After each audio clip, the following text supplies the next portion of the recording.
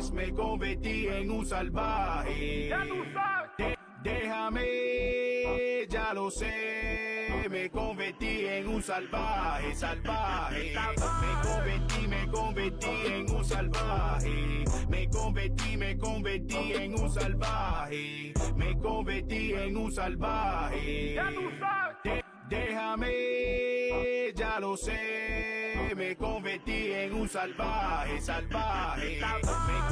Me convertí en un salvaje. Me convertí en un salvaje. Me convertí en un salvaje. Ya tú sabes. Déjame, ya lo sé, me convertí en un salvaje, salvaje.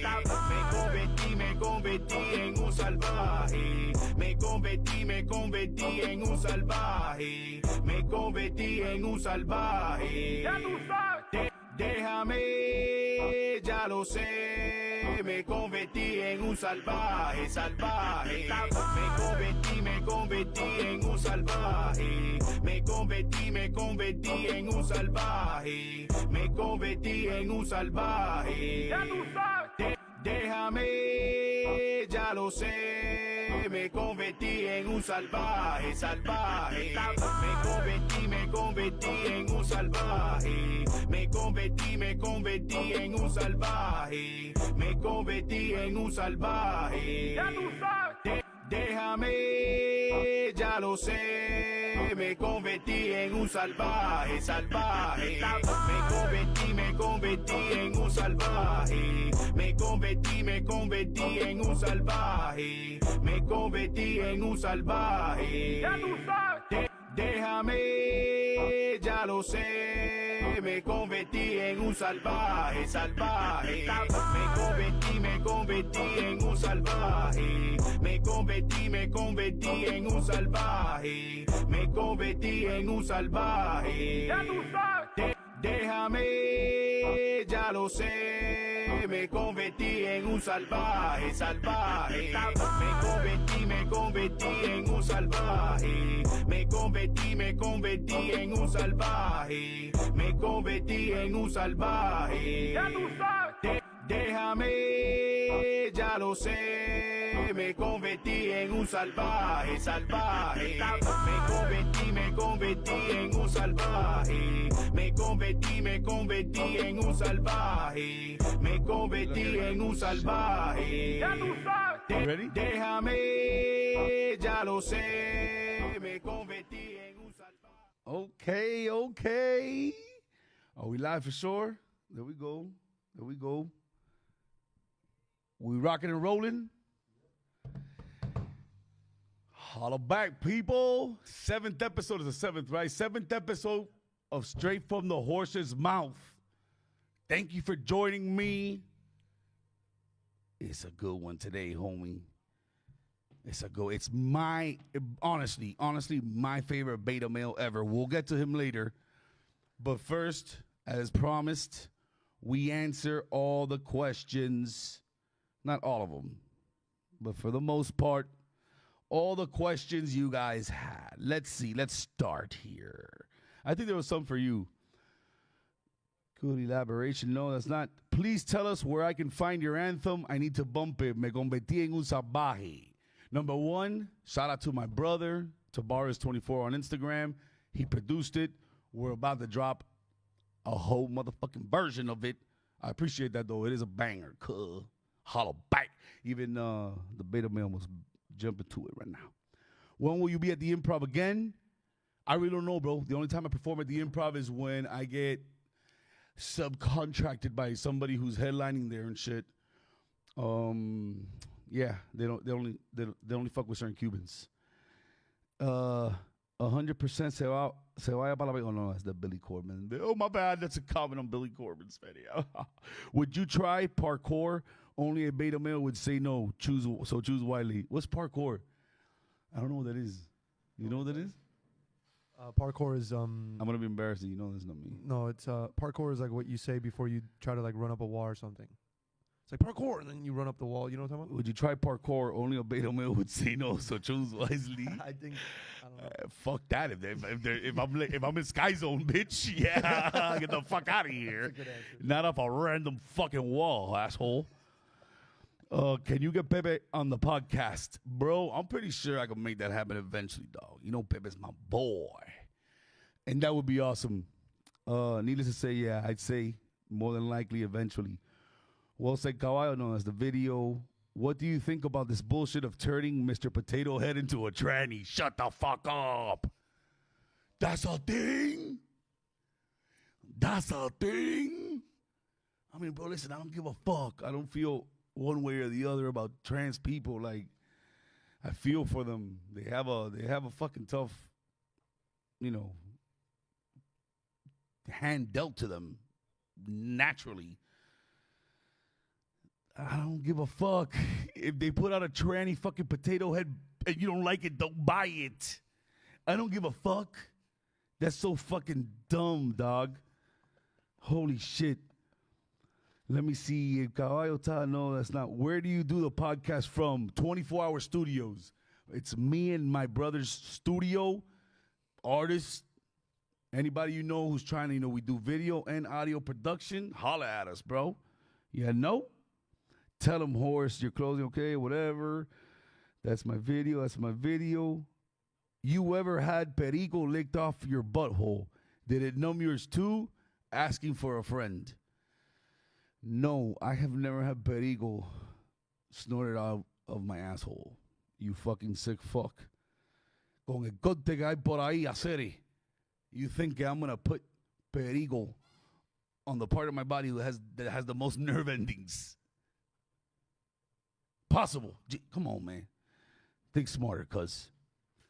Let me see. Do you think Big Tech will vote for the same policies in Miami after they screwed up their city in Cali?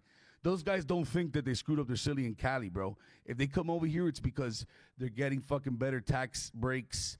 They're fucking, they're being convenienced. But of course, they will fucking vote for the same exact fucking policies, guy. This isn't like, let's move somewhere else and change our perspective. Come on, man. Don't give anybody that credit, especially not those fucking nerds. 2 more questions here. Let me see. Where do you see yourself in 10 years? With a fucking prescription of Cialis. 100%. Hey, what up, cuz? Oh, my brother just came in the crib. We need more comedy shows. Any plans on that? Listen, and Marcello, our guest today, is going to be performing at my next comedy show. It's going to be at La Mesa. I'm going to post the exact date within the next 2 days, but I want to say that it's going to be the week of the 13th of March. We're going to kill that shit. I haven't done a show like in 2 months. I'm itching. I'm telling you, I'm itching. Just trust me, I'm going to blast that shit on my Instagram. Do not worry. Yes, I have one coming up. Last question. Would you have a sit-down back and forth with Billy the Beta Corbin? Of course, bro. Of course. Get the fuck out of here. I wish that guy had the fucking papaya to come out here and actually, go back and forth, bro. Fucking figure out why he's such a cuck. Or why he's so pissed off. Listen, our guest today is, in my opinion, you're the hottest shit coming up. Like, I text you about this one day. You go, he tremenda nota, and I text you about this. And I told them that, I go, because you hear Drake's shit. And Drake's always talking about, the kid, the youngest one doing it, all this shit. And, I hear that shit, and I always, how you hear songs and you feel it's yourself in that song. And I was going down the Palmetto, and I heard that shit, and I go, no, man, Marcello's the youngest one doing it now, bro. Marcello's the youngest one, but neither way, I met this guy maybe, 4 months ago, 5 months ago. You've seen him on Only in Dade. When I saw him there at first, I was like, who's this infiltrator? Who's this fucking, this poser? But yeah, right. 2 videos into that shit, you already know the boy is talented. And not only is he talented, he's paid his fucking dues. Homie took off to New York. Not that he took off to New York. I don't want to, place it the wrong way. He'll tell you, but he did his rounds in New York doing stand-up like a boss. That's more than I can say for myself. He has real fucking experience, and it's at a tender, soft asshole age of beta male age of what is it? 20 what? 23. 23. Yo, put the camera on this motherfucker, Marcello. Which one's is that the camera? That's your camera. What up, everybody? What's up? Put his Instagram out there. Say your Instagram, please. Marcello with 2 L's, Marcello, and then it's HDZ. Hernandez is a long name, bro. Plug yourself on everything there. That's it, bro. Marcello, HDZ, Instagram, TikTok, everything. And you have YouTube? Not yet. I'm working on the YouTube. Hopefully, we'll have a podcast coming soon. But yeah, for now, just Instagram stuff. Listen, just for purposes of just for purposes. solidifying how dope you are. The last Only in Date show that we had at the Improv, you murked that show. You were the best comic, in my opinion, and in the opinion of a lot of people that night. That fucking motherfucker, you got a standing ovation. That's crazy. And you fucking killed it. Like I was saying earlier, and I want you to touch on that at the beginning here. This motherfucker was a stand-up. He is a stand-up, and he has done plenty of stand-up throughout New York City. Right. Now, that's not how it started. After I met him, because when you see him on Only in Date, you think, what a little soft bitch. This kid's such a little soft-ass bitch with fucking little soft-ass moisturized hands. And either way, and I get along with those guys, but I totally fucking judge you. Yeah, for You sure. get this guy for sure wipes his ass like between his legs and shit like a bitch. But bro, you get to know the motherfucker, and like I'm ignorant in that sense. I fucking I judge a book by its cover, so for the most part I'm right. But obviously there's times where I'm wrong, and with him I was fucking wrong. You go, you learn more about him, you meet him, and the guy's a fucking athlete. Former Down athlete, to the dick. But I'm not. But fucking, there's one thing in like being an athlete and you play one sport. You're dope. I know you're dope. I know you're a real well-rounded athlete. Yo, we're good with the audio there, right? Yo, fix the volume. That was at 60 fucking 80 fucking 3. Homie, you better be with the shit. It's one thing to be like a one sport athlete. Yeah. Because it doesn't mean they're not athletes. But in my opinion, when you go around touting I'm an athlete, bitch, you better be able to play multiple fucking sports. Yeah. And I saw the first. Now it sounds real loud. Just make sure we're not fucking blasting this shit out because it's progressively getting fucking louder. All right. By the way, if you guys can't see this, but there's 4 guys back here, and they all have man buns, and they're all just listening to whatever Kalayo says. There's just 4 Oompa Loompas back here with man buns, and they're just running everywhere trying to figure out whatever he wants. I just fucking noticed that. That would be hilarious. That The would be Oompa hilarious. Loompas, I'm looking for a midget. Yo, dude, if anybody knows one. Man. But listen, I fucking being a one sport athlete is one thing. When people go around saying they're an athlete, you better know how to play more sports. And when I went into your profile, I saw you played soccer. I'm like, all right, that's what he does. He's un boido. And I'm joking. Soccer is sick as fuck, but that's what my grandfather. Of course. Because my grandfather obviously couldn't play because he wasn't athletic. So he called it deporte de los oídos. Porque son con las paticas. Mira, con las paticas. Ni usan las manos. No saben cómo usar las manos. Yeah. Which is ignorant as fuck. But at the same time, dudes that can very likely like kick my ass are not usually good at soccer. If that makes sense. Like the guy that's really You're angry. talking about meatheads. Exactly. Yeah. those guys are It's hard idiots. to play soccer if you're And like I had problem. Like I weighed 160 pounds. And that was like the biggest I was, 165, and I was too heavy. No, of course. Listen, but the whole concept, my grandfather was a fucking ignorant wajido. Yeah, bro. The whole Thick fingers, The bro. whole concept that if anything, if you know soccer, Right. you have the most grace period You have because to. you're so good on your fucking feet. Yeah. that you know your feet are what carries you around. It's what fucking gives you swag. Right. It's how you walk. Yeah, there's no hands. There's no like upper body. Like if you look at the best soccer players of all time, they would never start a fight at a party, if that makes sense. You know what I mean? I mean, all you gotta see is one flop, yeah, and you know that exactly. Like we're not like a soccer player is the type of guy that's soft like, as fuck. Yeah, I mean, and I don't even think like the word soft comes into play because it's like it's soft in the traditional sense of soft, but like thespian in a thespian. Bro, I'm gonna defend soccer. They're all right now. drama. They're all drama. They're suppressed. Drama. The thing that makes soccer hard for me is like it's the Billy Madison thing. Like I told you, like a lot of people are like, yo, these soccer players, bro, they're jumping on the ground, this and that. It's like, bro, a soccer player's legs are like Billy Madison's foot in that movie, you know, where he's rich and he has that butler. That is just a black foot, bro. You can hit it with anything. Billy Matt, no. You're talking about Happy Gilmore. No, bro. Oh, no, Mr. Deeds. I'm talking about Mr. Deeds. Mr. Deeds. And he has the guy that's like, hello, Mr. Deeds. And he disappears. Yeah, he has crazy eyes. Yes, bro. Crazy eyes is in that movie. And he's like, yeah, this happened to me, you know, in the cold or whatever. And he has a black foot, and this guy's just hitting him with the thumb from the fireplace, bro. Like sometimes I feel like that. Like you can step on me, you can kick me in the shin, and I just don't feel it. But in a soccer place, it's like, bro, think about soccer this way, because everybody thinks about flopping. And this is the only thing I'm going to say about flopping in soccer. When you flop in soccer, it's not usually because you're in a lot of pain. That's not the thing that you're doing. What you're doing is you just ran a lot. You ran a lot and you worked very hard and somebody clipped you. And now all that work that you did, it stopped. So you're like, you know what? I want this guy gone. So I'm going to roll around until the ref goes, hey, you broke this guy's foot, so this guy's got to go. That's cool and all. Cool story, bro. That's fucking bullshit. What do you mean? They're all fucking soccer players. Like you could barely, you could basically. How many soccer players are you friends with other than me?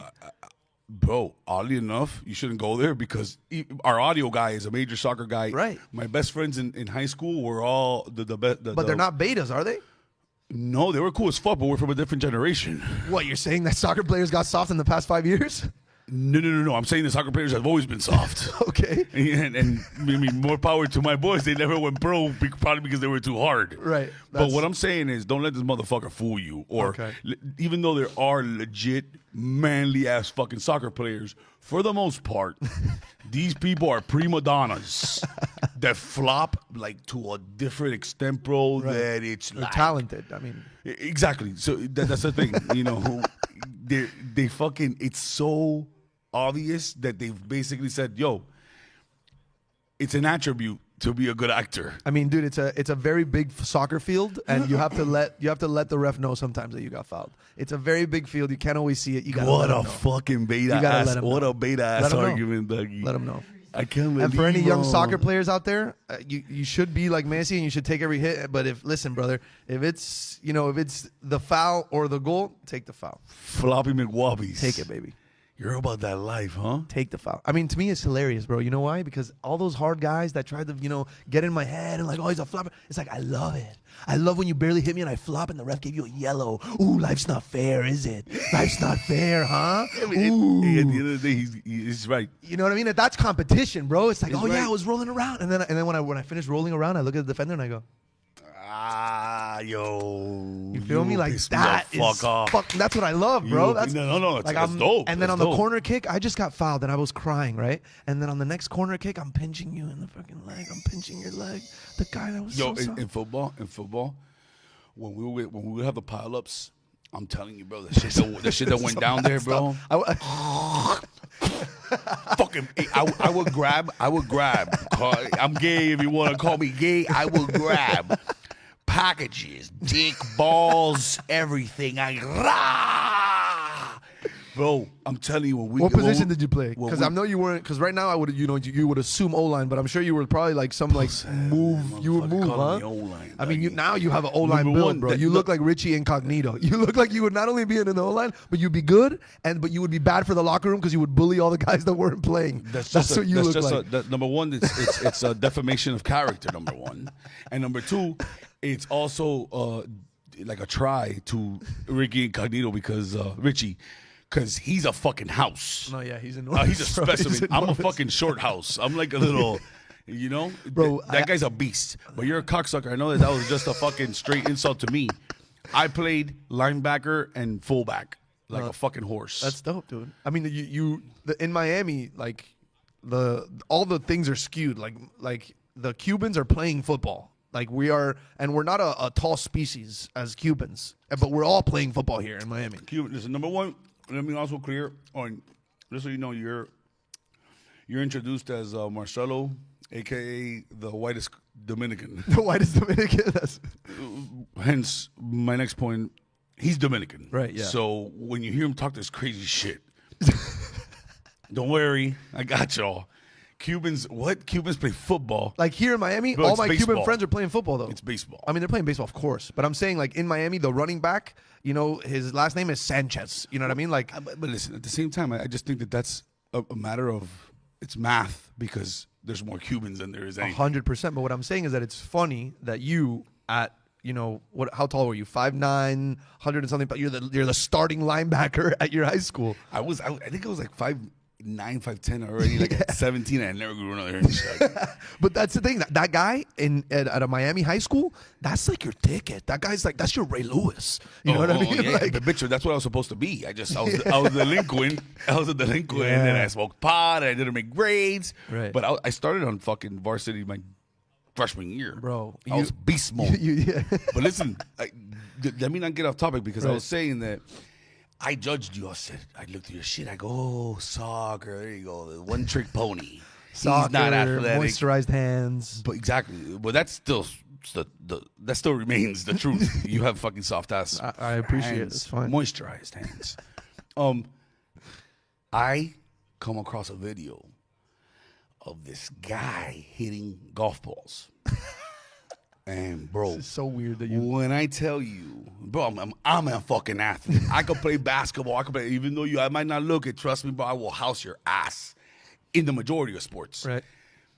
So I respect golf, because I'm telling you, outside of hockey's, in my opinion, the hardest sport Yeah. in existence. In order to play, period, Yeah. you have to be a professional skater. Yeah. You have to skate at the level of a professional skater. Yeah. And then let's see if you can fucking play hockey, actually. So to me, that's the hardest sport, in terms of athleticism.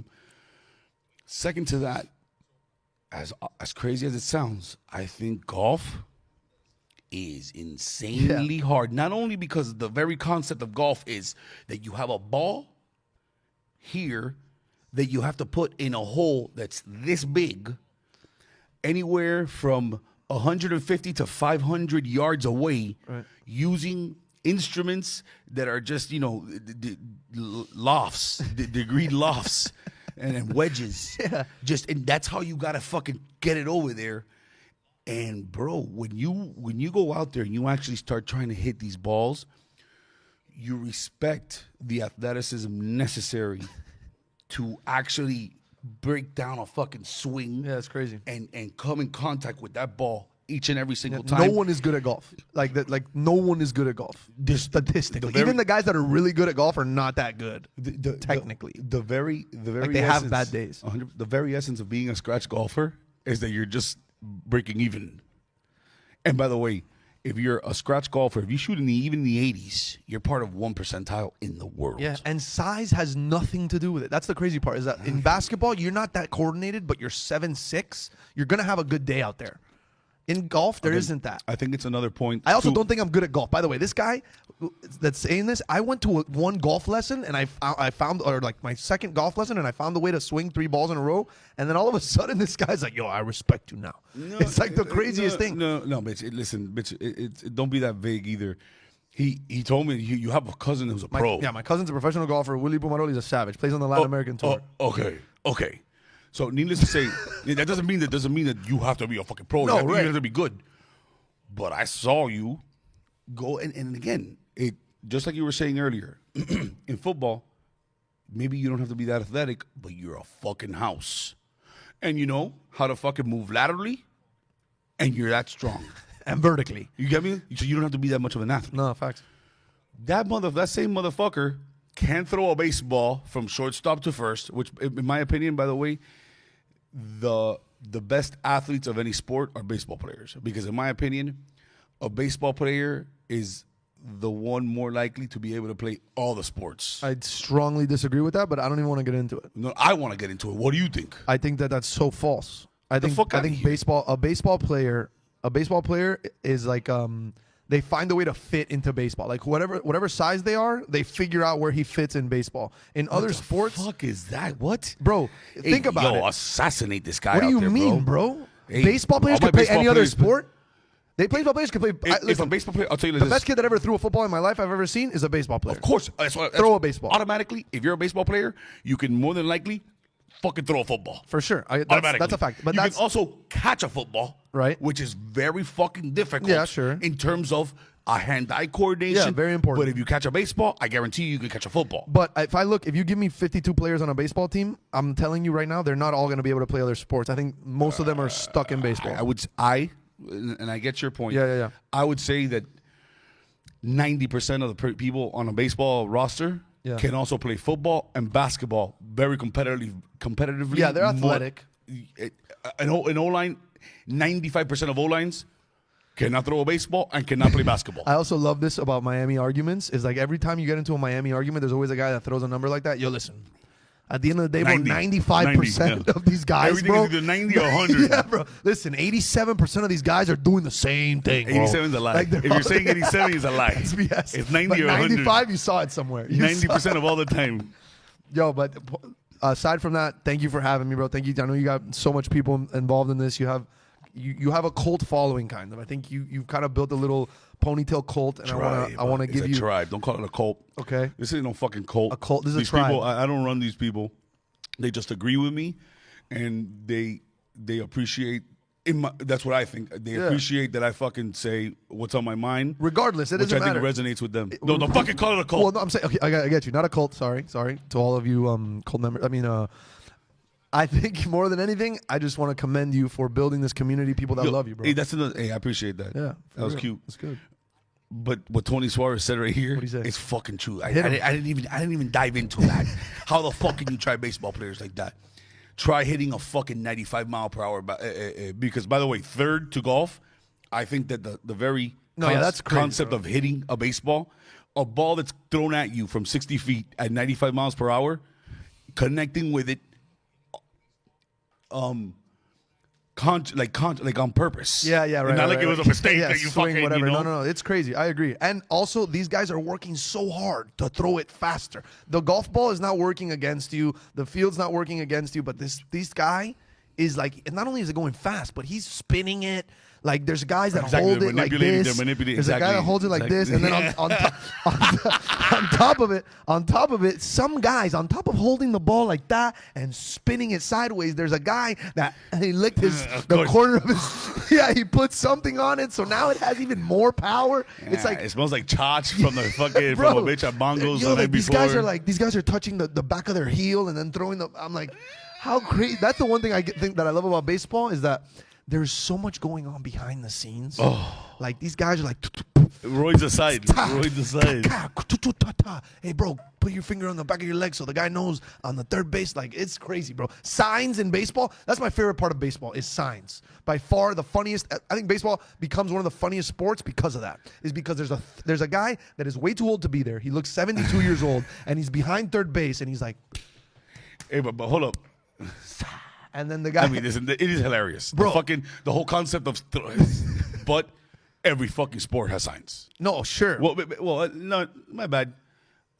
Football and baseball are fucking riddled and with, it's hilarious, with signs. bro. Football is another one. I did a whole video on this. The guys They like, have 3 guys. Yes, bro. Everybody has a different... And every picture has nothing to do with the sport. The guy has a fish, a pizza, and 2 pairs of shoes. And then the quarterback is like, I know what to do. I know what to do. I know what to do. Exactly. The shoes. It's like, what? No, then the quarterback goes, audible. Fuck these motherfuckers. Yeah, I love the confusion part of it. Soccer's not confusing. Soccer is clear. Like, this guy has to go past you and put the ball in the net. But in baseball, it's like, bro, it's 2-0, and the guy gave him the tap on the wrist. So that means that he's not going to swing, even if you put it to him in the... It's like, You're there's a so fucking much hater, crap, dog. bro. Number one, Oh, I love baseball it. is America's pastime. By the way, you know fucking what? non-patriotic You know why they beta call it male? America's pastime? Because it's the sport that takes the longest to watch. That's why. It's the only thing. Also, it's not. That's like a bit. Thank you. That's I a have great another bit. piece about this. It's America's pastime, but America's not the best at it. You know what I mean? It's like some would say it's waste. Some would say it's a waste of time because it's Dominicans' pastime. You know what I mean? It's Americans' fetish, but it's Dominicans' pastime. All right. Listen. Think about it. And by the way, he's not on America's fucking drugs. He's pastime- not on drugs. America's- This is natural. America's pastime is eating. Okay, that's America's pastime. Okay, awesome. Cool story, bro. You got to listen. Let's take that back a little bit. 4 out of 9 are Dominicans. Americans have the best motherfucking baseball team at all given times in the world. At all given times in the world, that's false. Because I went to El Clásico. What the fuck? Who When I- won the The Dominicans, maybe last year the Americans could have won, but Dominicans, Japanese, the Okay, Cubans, okay. they win. Hey, you know what? I might be wrong. So in the Olympics, The Dominicans win all the time. That's all we got. can you look that up, JP? What do you mean? Can you look that up? Dominicans- Can somebody say that in the fucking comments? Dominicans men's baseball and Dominicans women's volleyball. Are Americans even No, competitive? Americans are very competitive. I mean, they have great players, Mike Trout, all these guys. But dude, Dominicans, the Japanese and the Dominicans are the 2 toughest teams to beat in the World Baseball Hey, Classic. Tony Suarez says Cuba's pastime. Cubans went to the Dominican Cuba's Republic pastime, too. and buff fuck Dominicans Agreed. for fun. I listen. And then they fucking nicknamed their own dicks plátanos just to fucking try you guys. Who would you rather watch play baseball, Tanner or a guy that they call Papi and no one knows why? Papi. Think about it. Think about it, dude. It's like, how can Tanner? Only a Dominican got every announcer in the league to start calling him Daddy. Okay, so Daddy. let's think about that for a Hey, second. bro. That's commendable. No, Papi, yeah, Papi. Come on, bro. Papi, yeah, no, They don't even call him by his real name. that's a great fucking point. His name's David. That's a great fucking point. And by the way, I never understood a word he fucking said. I love it, bro. I never understood a word he fucking said. I understood a word. I understood everything he said. And was he the fucking? He's yes, bro. Yes, No, bro. that's Sammy Sosa. Well, That's Sammy I mean, Sosa. he does other stuff. He spits in both hands. He claps. Also, Vladimir Guerrero broke the home run. He didn't wear gloves. Hey, but Vlad was the original gangster. The Dominican, bro. I can go on for days. How do you know about Vlad? Are you kidding me? I'm Dominican, bro. Vlad You're right, Guerrero, you're right, Manny you're right. Ramirez, Rafael Soriano, Edgar Renteria, freaking everybody, bro. Like, Edgar, he's fucking the savages. The Barranquilla. No. Edgar Renteria is he might not be Dominican. Colombian. Yeah, he might not be He's Dominican. the Barranquilla baby. Luis Castillo, Jose Bautista, Nelson Cruz, home run hitters, bro. Can somebody verify? I think just fucking saying names. No, I'm not Charlie just saying Huff, these. No. Roger Clemens.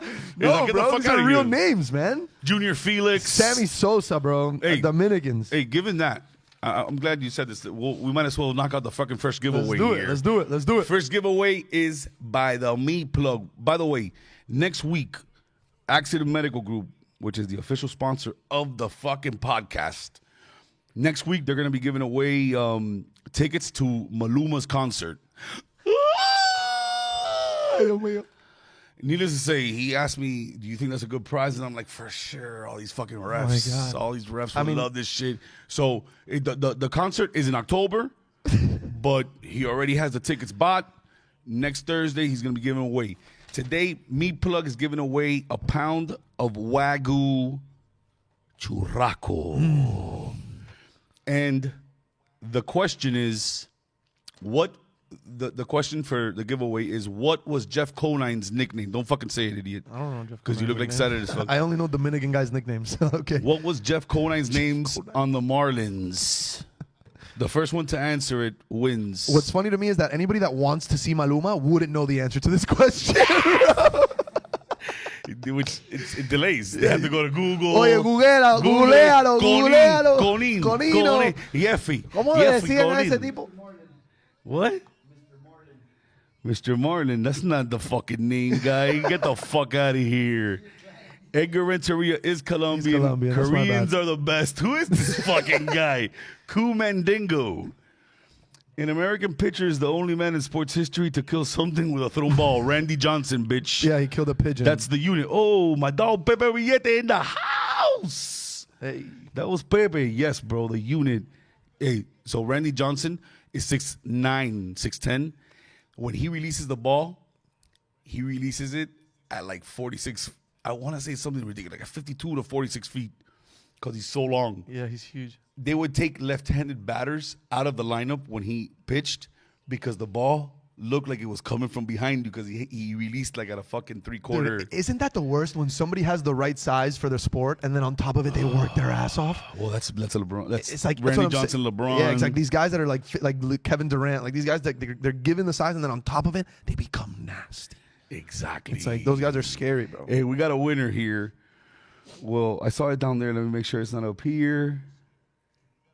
The Barbarian. That's what's up. Brandon Ramos. Yo, write this shit down, bro, because the winners for the last show, they reached out to us that they couldn't get a hold of us for the contact info. We gotta make sure we give these giveaways away, bro. Otherwise, we're gonna be like the fraude, the podcast of the fraude. And this is the one that'll kill you is when you don't give them their Maluma tickets, bro. This is the one that'll kill you. They'll start talking shit in the live chat. Those tickets are no joke, bro. But yeah, so the winner it's the Barbarian, Conan the Barbarian. Wow, that was fucking amazing, and he was a dope ass player. That's crazy, bro. All right, bro. So listen, I want you to fucking get into the whole. All right, number one, I brought up the sports thing because once I found out that this guy was a legit athlete. It sucks that it took that much, but I fucking really started respecting him. I'm like, damn, he's all so fucking athletic and he's funny. So I got to know him, and Buddy has a stupid, interesting story, and it's kind of similar in the sense that we both left for college. He ended up, fucking putting his balls on in terms of comedy a lot earlier than I did. He saw his vision a lot earlier than I did. He's also a little fucking 21-year-old Generation Z, but I give him the most props for fucking chasing it. Yeah, man.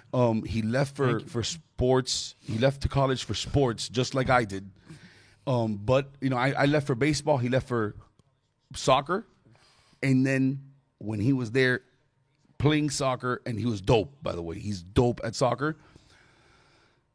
This motherfucker decided from one day to the other that, yo, daddy, and he called his fucking Dominican ass dad. Oye, papi, oye, tigre. I'm gonna do comedy and I'm not playing soccer no more. On top of the fact that he told me that he had to tell his coaches this, bro. Yeah, and when you get recruited to a college, fucking, halfway across the country to play a sport, and you tell them that you're gonna go do stand-up, and again, I'm not trying you. I give you the most props. And that's when I really started fucking with this dude, bro. I jumped. I started respecting him hard.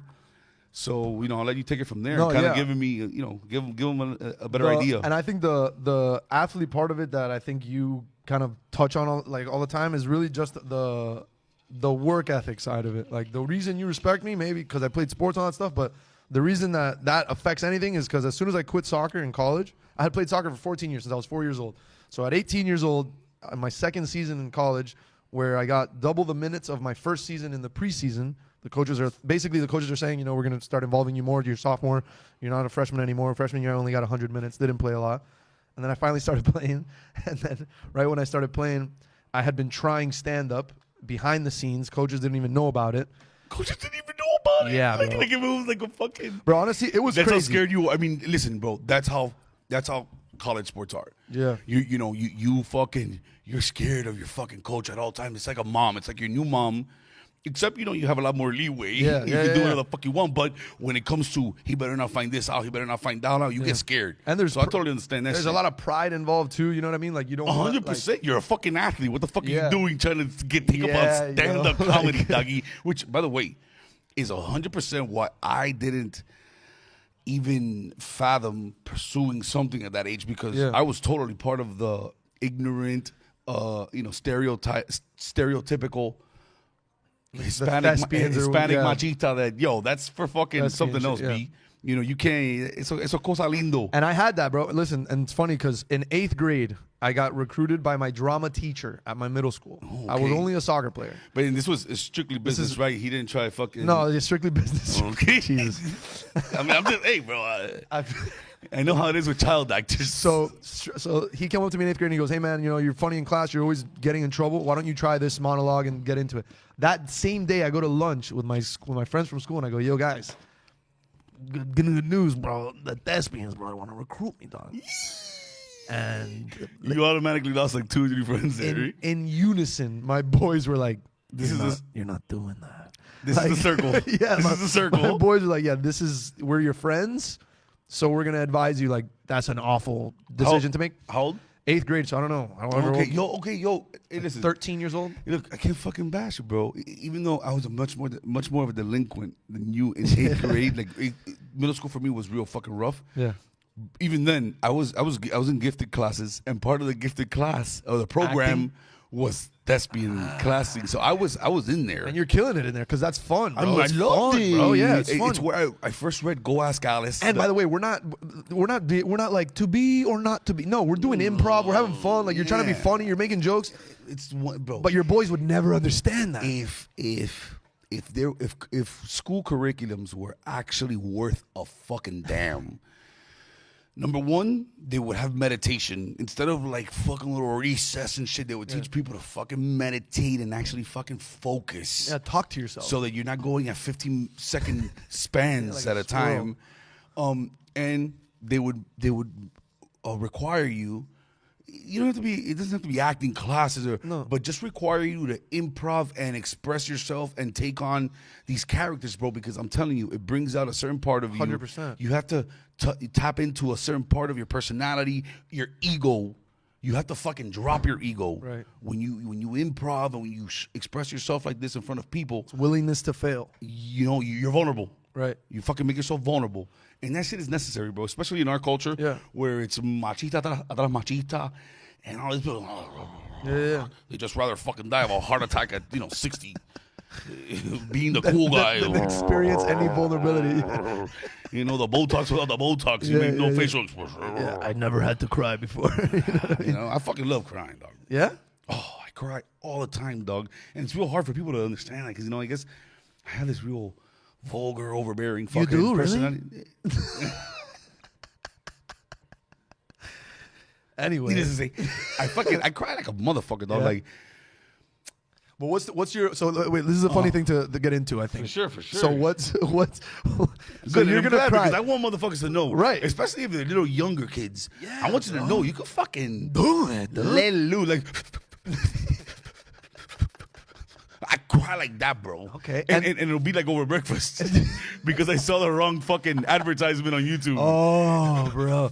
Yeah, dude. Oh my God, I feel you. Or now with the reels, like you're swiping on TikTok and you're on the fourth person going my like this, God. and then there's like a little kid that's Yeah, like, dog. "I was born with cancer and I'm the best pianist you've ever seen," and then you're done, dude. You're done. It's over, bro. You They're see, coming. You're there eating some fucking oatmeal, and you see one of these colorblind people that put on the glasses. Oh my God. Where they finally saw bro. color after like 30 Oh years. my God. And then you look at You start crying with them. yes. No, and then the whole day, bro, you see a bird and Then you're you lie like, to yourself. "Oh my No, God." no, bullshit, Bro. bullshit. You lie to yourself. You go, for the rest of the day, I'm gonna appreciate color so much. Get the fuck out of here. Just 30 seconds after that commercial's done. Yes, you're bro. like, You're like, who cares? Hey, there's no blueberry in the oatmeal. Where's the brown sugar? You don't care, bro. But for that moment, and so my expectation was that you plan it out. Like I think it'd be hilarious if you were like, "Nah, yeah, and on Thursdays, I get up in the morning and I sit in my living room and I just go through American Idol auditions and I just cry, just get all those stories and just cry." Speaking of American Idol, dog, I just recently found out that homie Yeah, was bro. on fucking American Idol, dog. Yes, bro. Yes. What the fuck was he Yuri Spell, bro. Yuri's, yo, can you? Shout out to Yuri Spell 305. Yo, shout out, son. Miami's very own on American Idol. I can't even fucking believe when I saw him there. Oh, can you give me your opinion on that? Bro, honestly, I'm it's interesting because What fucking act was that? I feel like the same as the same as kind of probably Lionel Richie feels, because Lionel Richie was the one that sent him through. Lionel Richie. Shut the fuck up. So the first guy, Luke Bryan, or I think it's Luke Bryan. There's a country singer, and he said yes. Okay, wait, and then hold on, Katy Perry says no. Hold up. Just, for a little backstory here, we're referring to a comedian from down here in Miami. This guy has done 15 minutes on my two of my stand-up shows, similar to the one that I'm going to do at La Mesa. He's performed at La Mesa with me. Yeah. He did the Only in Days show with us. He's a solid stand-up. Yeah. He's fucking. He's a lot. Isn't he He's a Dominican lot. also? No, Or he's Venezuelan? Cuban and Mexican. He is Cuban? And Mexican. I didn't know he was Cuban. Yeah. I thought he would play the Cuban It's role. funny, the way his mouth moves, he doesn't feel super Cuban, right? Do you know what I mean? He does the. You think he feels Cuban to you? No, he does the Dominican thing. Doesn't he have the whole joke? His Dominican thing is bad. I don't like his Papi. I roast him about that. He has some good accents. Like his Colombian accent goes so hard. Like he has a few accents that he just kills. The Dominican one is just too close to home. Okay, I so know too many Dominicans. Not Given good enough. that, Not good enough how for do me. you feel about the fucking the American Idol? That's What character is he doing? So there? I feel two ways about it. I feel the same way probably Lionel Richie feels right now. Lionel Richie puts him through, and bro, there's people that go to this American Idol show, and all they want to do is sing, and it's their life, and this is what they do, and it's nothing else. I thought American Idol was for singing. It is. And so Yurisbel comes out and he's like, fireball, and he's humping the air, and it's exciting, it's fun. A lot of these people are coming in there with very sad stories, right? American Idol's kind of like, it's like America's Got Talent. Yeah, where like you the come from a beginning is a struggle. montage of like. I'm so glad you're saying this, Bill. Real shit. So he doesn't really have this montage. It's him with his funny ass manager. This motherfucker just comes out Manager. like it. He's like, yeah, I think he should be like a buddy cop movie with you, Seacrest, like that. I felt like he was the fucking, he was biting like a Hispanic version. Let me see. I don't want to. Almost. Do you remember Jim Carrey in it was Truman? No, not the Truman. Not the Truman. The one where he played Andy Kaufman. Oh yes. Remember at the end how he has that act with that old man where Tony Clifton. Yeah. I feel like he tried to pull the Hispanic version. The Hispanic of that, Tony Clifton? Yeah. Well, which kind of fucking resembled, a couple characters down here. 100%, but I don't think we should give him that much credit. Like he's absolutely not. Absolutely like he's fucking an Andy not. Kaufman genius. It was a horrible fucking. I don't whether it's good or bad. I think is not the like. I don't think he cares. I don't think anybody cares whether you think. I don't think he wanted to be good. Yeah, I think he wanted to be outlandish. Exactly. Get the fuck out of here. And the thing about it is that there's a two-sided thing. Side one, yeah, he's fun, he's funny, he's Miami, he's gonna go crazy, it's gonna be fun to watch. Side two is that there's a little kid crying that he didn't get onto American Idol 100%. because there's a guy. Well, God bless you. God bless you. Which there's two sides to it, and it's everybody can accept that. It's not. Hey, listen. God bless you for fucking being that real, and not only being that real, seeing that fucking side of it, because that's fucking exactly it. And by the way, Rejuveline in the house with the sound effects, because my dog Koo couldn't make it today. Go get your legs. I feel like I heard that they do that there. You go to Rejuveline, and then you put your, and then they just not only that, you come out of there with more hair. You come out of there with fucking everything, more nutrients. Oh, this is dope. Hey, but listen, yes, bro, that's my fucking. That's the two sides, bro. Yo, I saw him there, and the first thing I go is, and bro. Homie, I love you. You're gonna perform in my next show if you want to. I'll tell you this shit to your face. But I saw the first thing I ask is, isn't American Idol for singing? Yes, bro. Yes, number one. Yes. And then once I figured out I look at it, I go, okay, that's what this guy's doing. Yeah. Exactly, bro. And he's fucking cooning. He's cooning for like the Hispanic version of cooning. Like, he's there. Everybody, look! All the white people are laughing at the fucking the ignorant version of a fucking spick, because that's what they were looking. All white people across the country saw that character and said, "Oh, look, the spick from Miami." Well, I don't know. Spick from Miami. Interesting. I don't think it says so much about the people, really. I don't think, because that's how I see it, is from a production perspective. I don't think the people were like, "Ooh, how fun! We can laugh at this Hispanic." I think it's American Idol. I think it's the guys the people at American Idol. They chose him on purpose. They're like, let me throw him his in. And Latin token boy. And I think the judges, JP, they say we look yellow. Stop playing with the filters. They say we look yellow, son. We look yondis. There's a guy with a man bun right now. What is it? Yondis? Jaundice. What is it? Jaundice. Fucking word always gets me. Jaundice. Bro, you know what my favorite word is? Flat. No, you know what my favorite word is? And it's not something I say a lot. It's not something I get to say a lot.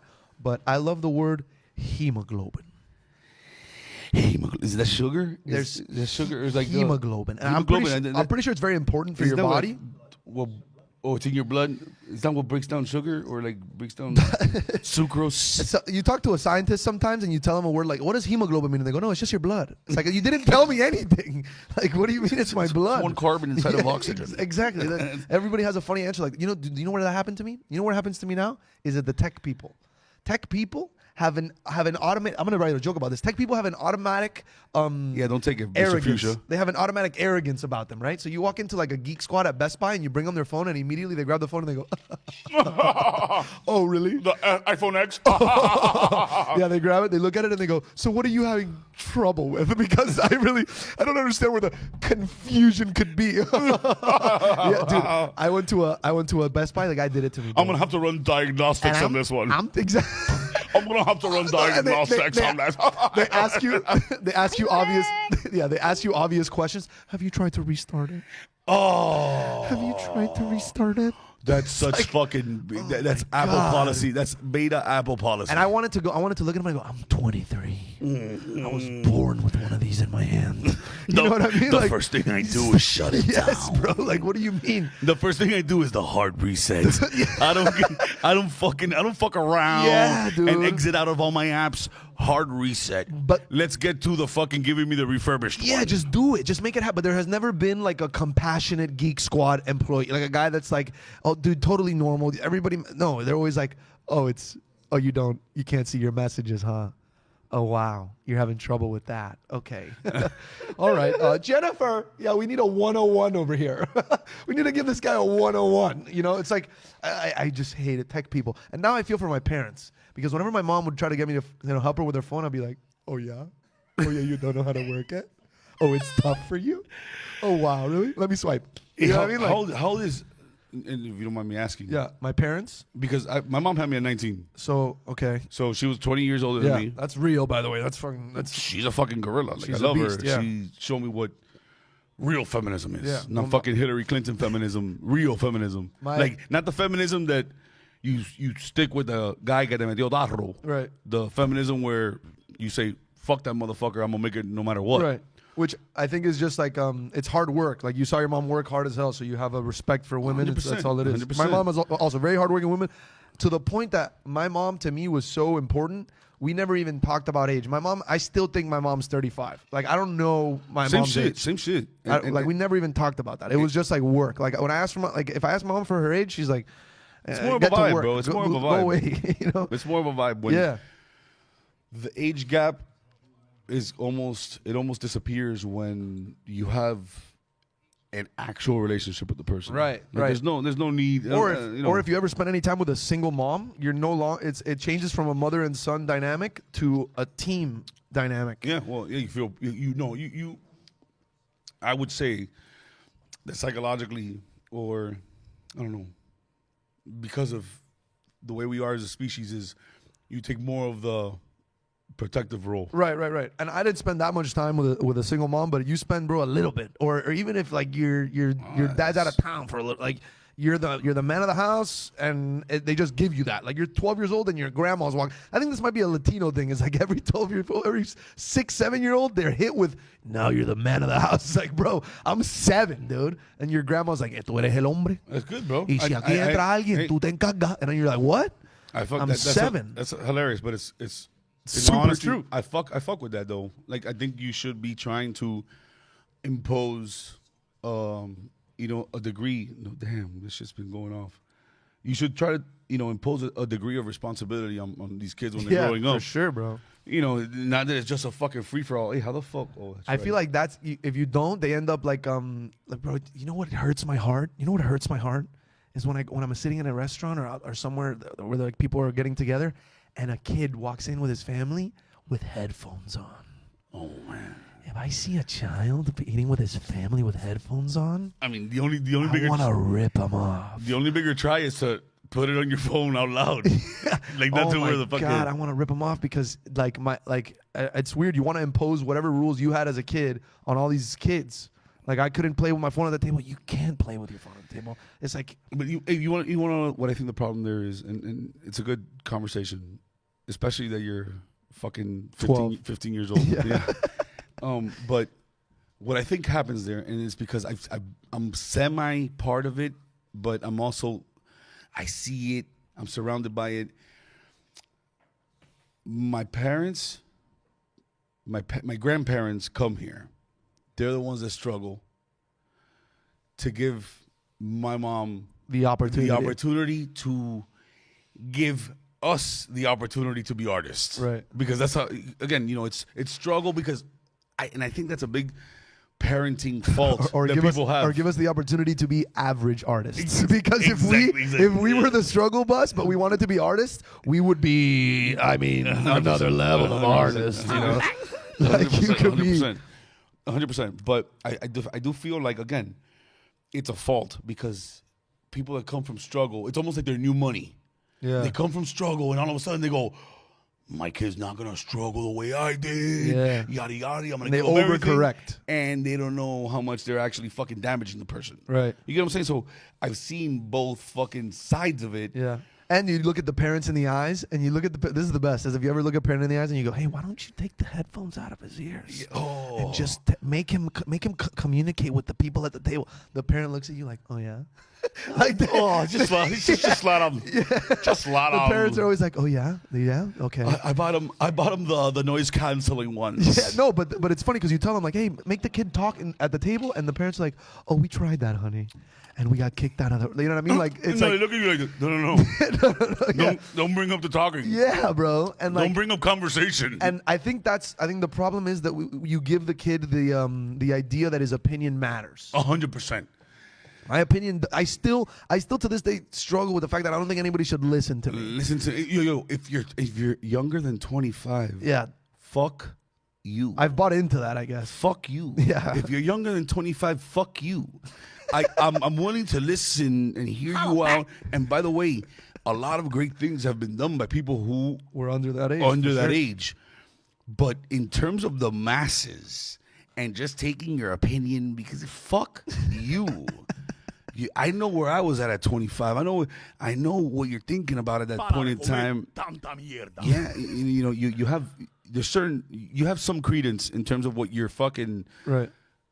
trying to express, but for the most part, fuck you, bro. And it happens to me sometimes. Sometimes I start talking and I'm like, okay, and I need to wait a few years to cover this topic. And by the way, You know what I all mean? of us, me at 35 still, I fucking say wrong shit and ignorant shit all the time. Yeah. I don't give a fuck. Yeah. But I'm that much less likely to fucking take For your sure. shit serious if you're sure. un come pingas, especially if it's like something that's, based on identity politics. Hey, before we even get in there, I want to ask you, Yeah. where'd you go to school? Which school? You're talking about Belen? You want to get into Belen? Well, number one, you were born and raised here? I was born and raised in. I went to Doral Academy first, which is a very. It's a. If I could describe that school, I would describe it like this. I would describe it like this. That's where I went to. My first school was Doral Academy, and then I went to Sunset Elementary, which is a public school. It's a magnet. We spoke School of languages Arts. there. There was a School of Arts. There was a French department. There was a Shut the fuck up, is it really? German department, Spanish department. There was a bunch of different departments, but a very diverse school, bro. Like kids, it was all the kids in Miami. So and that's I told the story on the Yuli podcast. Like I went from a school where I knew people to a school I didn't know anybody. So I became homies with the lunch ladies, bro. So I became homies with Mama. That was my lunch lady. Was Mama. I called her Mama. What do you, Mama sounds like a black woman. She is a black woman, and okay. she was my mama. Damn, so you had the fucking fire food. Bro, not only the fire food, but when lunch is over and everybody's like, all right, we're going to go run outside and sweat. Hey, calm down with the sound effects, guy. Shut the couldn't fuck hear him. up. He's like, they're not working. It was like, I was like, what the fuck? It started sounding Yeah, like we hear him. It sounded like we were walking through an alley of these fucking Yeah, just echoes. people are just talking. Say, hey. Yeah. Yeah. So Mama, bro, so literally that was my. What were the dishes like? Because Bro. obviously they weren't Spanish influenced. Well, no, I mean the dishes in that school is everybody's eating the same thing. You're eating the pizzas that are they're circles, and you're eating the chicken nuggets, and you're getting milk. But for me, the reason that it's cool to get plugged in with the lunch ladies is because when everybody's gonna go run outside and get sweaty, and I'm not down, I would sit in the kitchen with Mama while they're cleaning, and they had a little TV, bro, and they would just watch like ESPN or like sports or whatever, and I would just sit there and watch it eating an apple, and then somebody would walk by like, ¿Y este niño? You know what I mean? Like somebody would be like, what is up with this kid? And then Mama would be like, he's with me. And that's it, dude. And I was good. And then that and culminates. ain't nobody questioning Mama. Nobody questioned Mama. She was the lady at the register. And the lady at the register at the school lunch line. Black people runs it. Black people, they have this, especially the mama type. Right. They have this real comforting fucking way about them. Yeah. Aside from the fact that black people are just they're cooler. Right. Well, they're inherently cooler because of how suppressed they are. Right. Well, they are also like the woke. They're you know swag. how woke this thing They're- about being they're woke. the original woke. Yeah, it's like They're the original Yeah, woke. it's like woke is it's like white people trying to join that group. It's Like like we know what it is. piggyback. I'm woke. Keep It's your like, puss ass yeah, out of here, white gay. I mean, and that's neither here nor there. But needless to say, yeah. the point is that they just know more than you.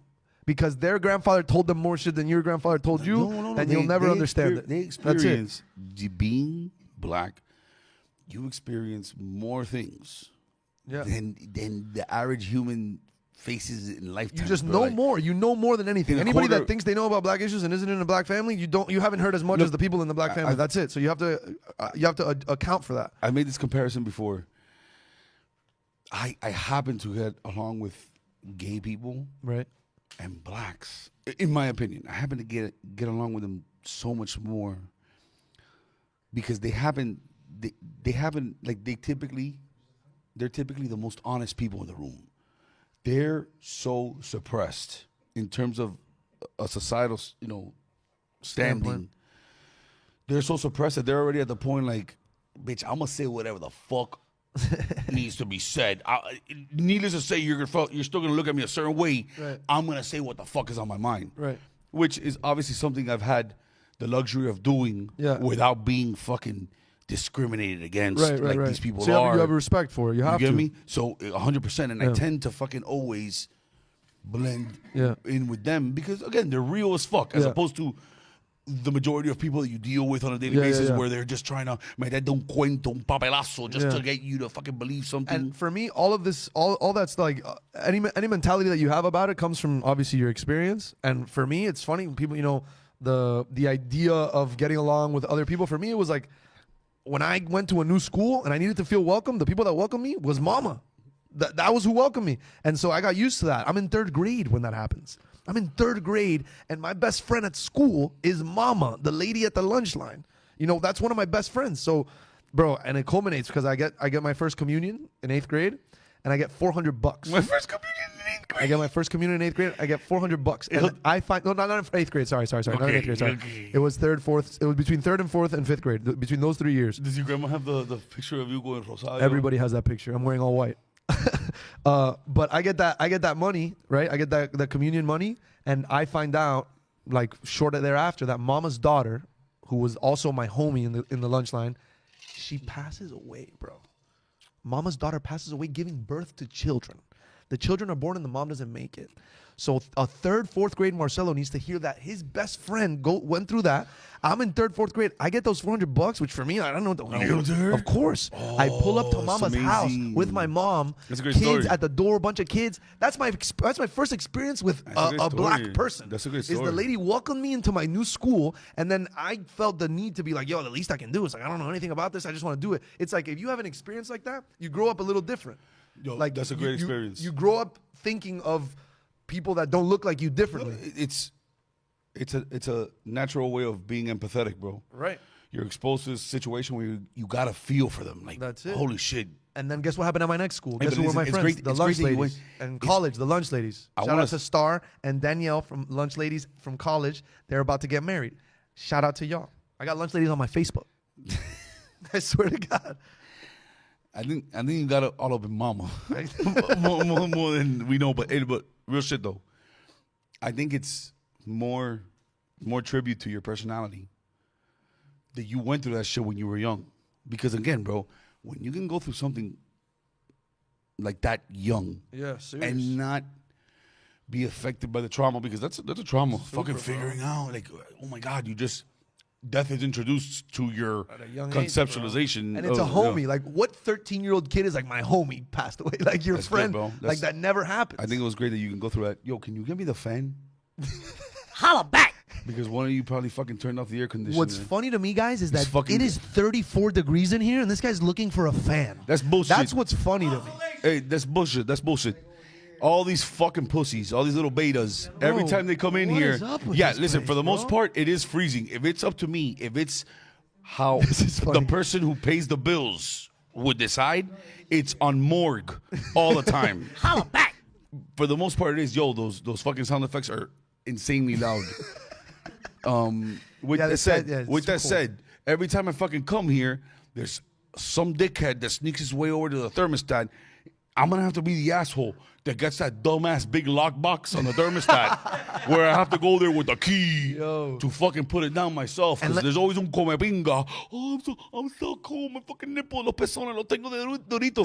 Look, this motherfucker came in a long sleeve shirt. What's funny to me is that everybody that owns a thermostat, anybody that pays for air conditioning, has a problem with anybody else touching it. Like whoever's paying that bill, no matter what house, no matter what establishment, whoever's paying that air bill, if they see somebody walk up to the thermostat, they start twitching, no matter what. Nobody's relaxed about it. Nobody's like, nah, bro, just feel comfortable. No. Did you hear what you just said? It's like your thermostat. Did you hear what you just said? What? Did you hear what you just said? Yeah. For some weird reason, the person who pays for the air conditioning Right. gets pissed when it gets Not when it fucking gets turned off. No, not turned off, just touched. Like the guy turned Yeah, your thing from absolutely. 64 to 62, and you're like, bro. Listen, we had this Or conversation. 64 to 67. Yeah, Hey, other way. We had other this way. conversation earlier. I was broke for a very motherfucking long time, especially recently. And Now this, I agree with this, by the way. I agree with this argument. I do agree with the this. second I started making some kind of cake, everybody's always telling me, oh my God, how can you leave your air conditioner at 62, 61? I didn't even know air conditioners get this low. Bro, the second I started, there's a reason why I live in a first world country. Because I fucking take advantage of capitalism. And if I'm going to bust my ass, I want the luxury of freezing my tits off and never having to sweat in my own living room. That's not coffee, bro. That's not coffee. Did he? This guy presses the cafecito time button. It goes off loud as hell in my headphones, and then he brings me tequila. That's what just happened here. Listen. What kind of fucking coffee have you ever drank? Listen, you better get that camera because I made a face, bro. That you It's have no clear. idea. I was like, Hey, look, like it's bad. it's bro. clear. It's clear, and it smells like tequila. Cafecito time. Bro, I didn't know. I'm like, maybe we got some cold coffee. Bro, what the hell? This is tequila. Hey, shout out to Cool that made it here. Even though within 30 seconds of getting here, he was already talking in the background. But shout out to Cool anyways. It's the one guy in my here. dog got the fucking It's the fang. one guy in here that doesn't have a man bun. Point it, and one day. Oh my God, you're right. I'm telling you. Yo, and he showed up after you said I'm that. telling you, bro. Didn't he show up Yes, after you he said did. that? Yes, bro. He showed up after you said It's that a thing, shit. bro. You guys are That's just insane. That's why it feels colty. That's why I said cold Hey, earlier. Javi, It's called a colty. Javi. There's the most man buns in this room in the fucking city. This is, bro. There's 3 man buns in this room alone. There's 4 buns in here. Yeah, that's what I'm saying. It's 4 buns. Four out buns. of 6 He people doesn't in here have have a a bun, bun. dickhead. He could have, I a, could bun. have a bun. No. I have kinetic energy for a potential energy for a bun right now. I always loved that. Hey, you bro. never told me what high school you went to. I went to Belen Jesuit Preparatory That's School. why you avoided telling me. I went to Belen Jesuit That's Preparatory. why you avoided telling me. Well, no, because you Because have you went to the Balenski's. you have the face of a guy that would get into it right now. Of course we're getting into Yeah, it, no. brother. That's why you Yeah, dodged the fucking question the whole time. He gave me the whole, in middle school, I divided my education up between this institution and that one. Yeah. You went to Belen. Right. Hey, look, bro, I'm not going to hate on Belen. No, what do you feel about Belen? When you were y'all growing, pussies. all right, but when you were growing up, what were the Belen guys doing? Bro, the Like, were Belen guys always the you douche. upset because their parties Listen, were really cool and you couldn't get in, I or had- what was the vibe the back parties then? were real cool. What was the vibe back Number then? one, our perigo was always better. Okay. And by perigo, I mean the birds, like the periquito. What is- Los periquitos, our birds were always better. the women? What was your mascot? My mascot was a Wolverine. Belen Jesuit Wolverines. Oh my God, that's so cute. Dog. Yeah. Number And one, it's funny because I have hey, this the way you weird say- arrogance. I have this weird arrogance. I'm like, I have this weird arrogance about being from Belen because I had a blast. You know what I mean? Like, people are always like, they love to tell me, oh, that must have been terrible. The guys and the this. I had a blast in an all-guys school. So much fun. I never, by the way, this is something that I find hilarious. If you woke up a day in your life to go to high school and you were thinking about Jenny in homeroom and you had to do your hair and God forbid you fart, I never worried about it. I never worried about it. I We went were lazy as also- fuck no matter what. Also- Whether I had a bitch or not. I went lazy as fuck. Oye, me tienes que besar with my fucking morning bread. Also, it's funny for us because from 8th grade, the ladies in our school are literally teachers. So from 8th grade, these weird little 8th graders are like, dude, I think that Miss Fiamil is hot. Like, we're 7th graders. Like, I like my English teacher. Like, that's so weird. Because a normal 8th grader is like, I like Samantha from biology. I'm like, I like Miss. You know what I mean? Marcello. Miss Lea. You know I fuck with you. But again, I told my audience, I promised my audience that I'm going to walk back every fucking papelazo I hear you throw. Oh, listen, And you're trying to justify I'm a printer. going to an all-boys school. He's like, well, for those of you that haven't been to an all-boys school for 4 years. I don't have to justify. I will send my kids to my boy. I will send my son to an all-boys school. Well, listen, look, to his defense. If I can afford it. as far as I have understood from professionals in that field, Yeah. your best bet if you want the right education for your child is to send them to Single sex. a single-sex school because obviously the distractions are not there. And With that said, you can also be that asshole fucking parent that wants your fucking kid to be un infeliz yeah. his whole high school career because let me tell you, I went to public school y yo repartí binga and I was a delinquent and hey look bro, we're here in the same podcast table, right? Hey, that's a fact. Which leads me That's to a my fact. next That's a giveaway. That's a fact. That's a fact. Not bad. Hey, no, we're getting back to fucking Belen. Don't you dare. Don't you dare. So listen, second giveaway. The first person that guesses the age that I lost my virginity. Wow. My virginity. And not in my ass. In my penis.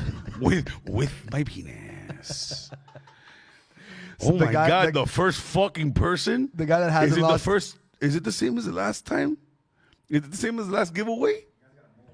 This guy's a beast, bro. This guy, it's not even a guy. It's Look, it's a robot, Emilio's just un enfermo. He said 6. bro. Holy fucking shit! You guys are perverted as fuck. Brendan Ramos for sure se estaba rajando bajas like a fucking 9 to fucking put me on 10. You're a I imagine some of these people are changing their username before they get into this chat just so they don't get a caballo roasting. This guy's name he has a YouTube channel that's like Papi Chulo 35 and he's like, wait, I'm gonna go into the caballo's live. Let me make a new profile. Hey, look at this. I feel like a fucking idiot. Brandon Ramos goes last episode, homie. I put myself out there because I said that shit in the You last. already said it. So wait, is it the same guy that won the other thing, the Maluma tickets? Is the same guy that won the Maluma tickets also the guy that Did gets you, your did you virginity? win? Did you win the other? Who won the other? The Gladiator, didn't he? Oh no, that's the name of the guy. Brandon. Same also, guy. bro. Let's do another Yeah, I fucking don't giveaway. like how this feels, hey, Brandon. Brandon, you're still getting. Well, no. Maluma tickets are next podcast. The meat. He's getting the that's right, fucking the Wagyu beef. He's getting the meat in his mouth You got the beef. because that's what Brandon deserves. So wait, what do they get if they guess your virginity? meat in his grill. They get meat. No. That was a $20 gift card from Rejuvenate. Nice, bro. We're gonna go Holla back. get your legs done. Holla back. Okay. Because Brandon won the first one. Next question. Next giveaway. The first rapper to preach not saving a hoe. It has to take longer than fucking. The first rapper to preach. I want to repeat this because I didn't understand it. The first rapper to preach not. saving a hoe. You wouldn't know, bro, because your generation of rappers is not talking about. What that- is my that generation of gangster rappers shit. talking about? Fucking $24 million pearls in their. No, that's not what they're talking about. Yeah, drugs. No, you know what the kids are listening And to? now? drugs. You know what the kids are listening to? Comer tanta mierda. The kids are listening to. And now? irresponsibility. They're listening to drill music. There's the Drill? 13-year-old Put kids. me on game. Put me on game. Put me on game. There's- Put me all on right, game. I got you. What the fuck is drill There's music? 13-year-old kids on TikTok in their room listening to the music that like Crips and like these very like serious gangs are coming out with, and they call it drill music, which is the music that they play whenever they're gonna Initiated? do whatever drilled when there's a drill. When I don't drive-bys, pretend to know. drive-bys. I don't pretend to know what drills are, but I do know that there's music. So Un then- trabajido. so there's like just like 13-year-old kids in front of the camera like. And the sound is like, outta I'm here. serious, bro. It's all over the place. They're listening to drill. Yo, can you look this up, JP? These like 14-year-old kids, and the side of their head is short and their top is long. You know what I mean? These guys that like they just have like a thing like this. These kids, and they're just like, I love Pop Smoke. It's like Pop Smoke doesn't love you. You mean kids that would have been goth in any other era, but now they're just. Maybe. I think just TikTok is making them all dance. So like all the kids that were gonna be goth, now they're goth, but they're on camera like. Hey, bro, Marcello, you want to know what, bro? I asked Mario because he's like.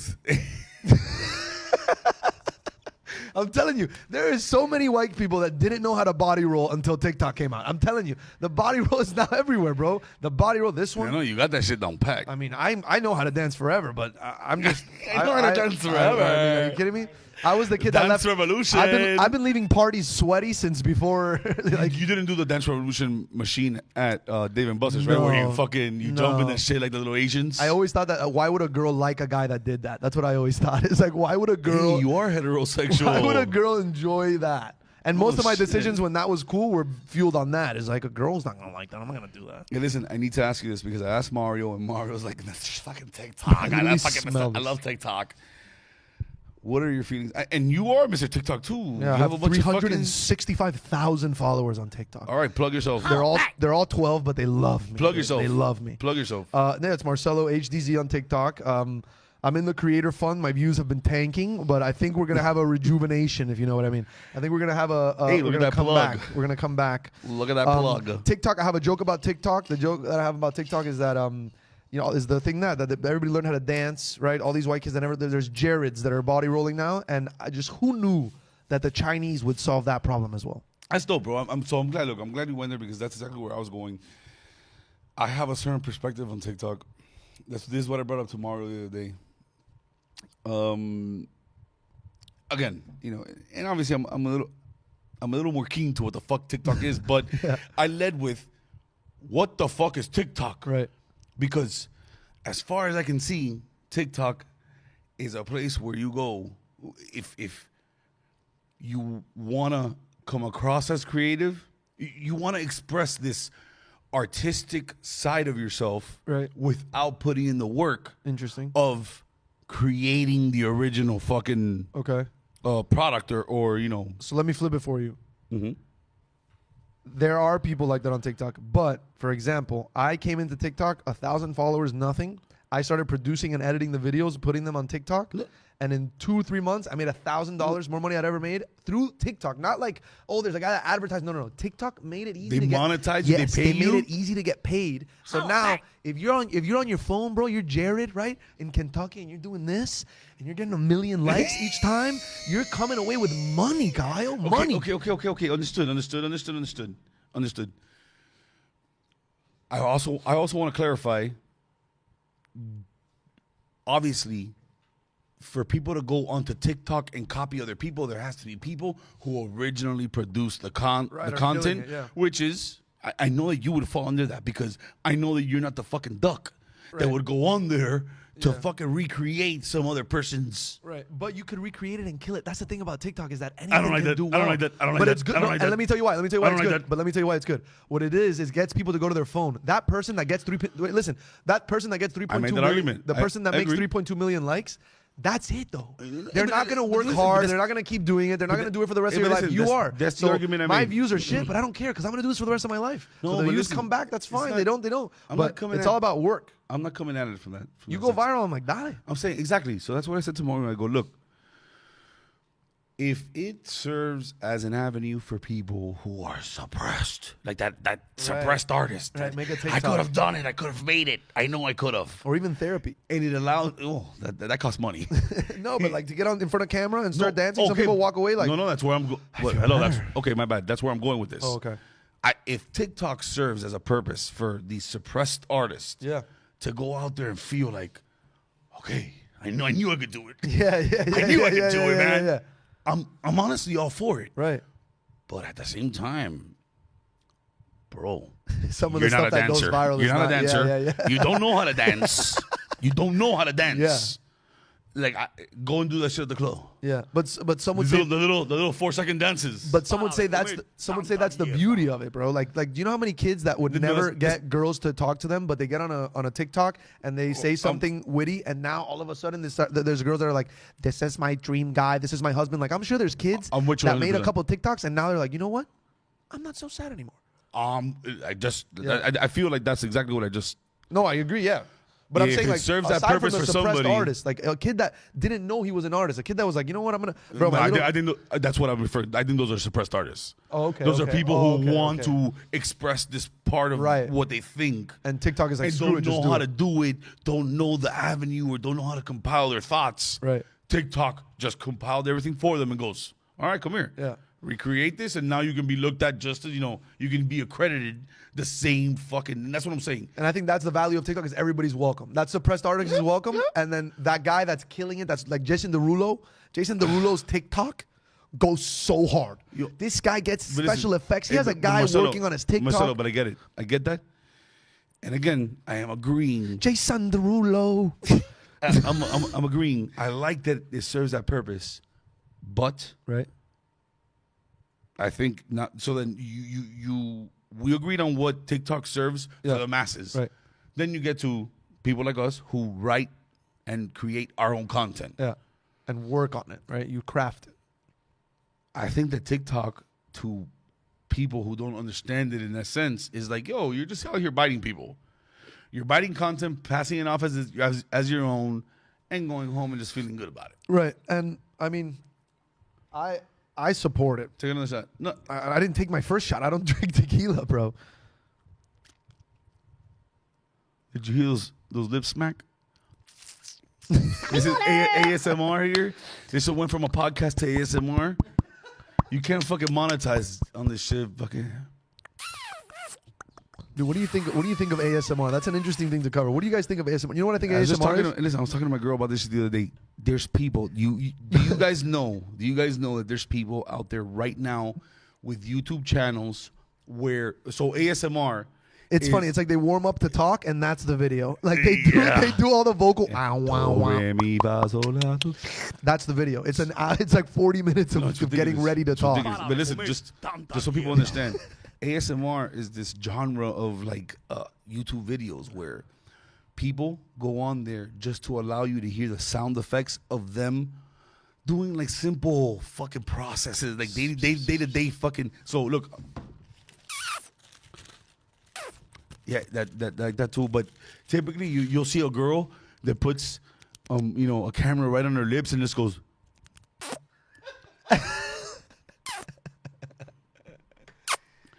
You go to the video and it has over 3 million views. Yes, dude. Yes, and that translates into real deal fucking money. And this bitch just went. She could have the biggest, fattest fucking chotch that you would never touch.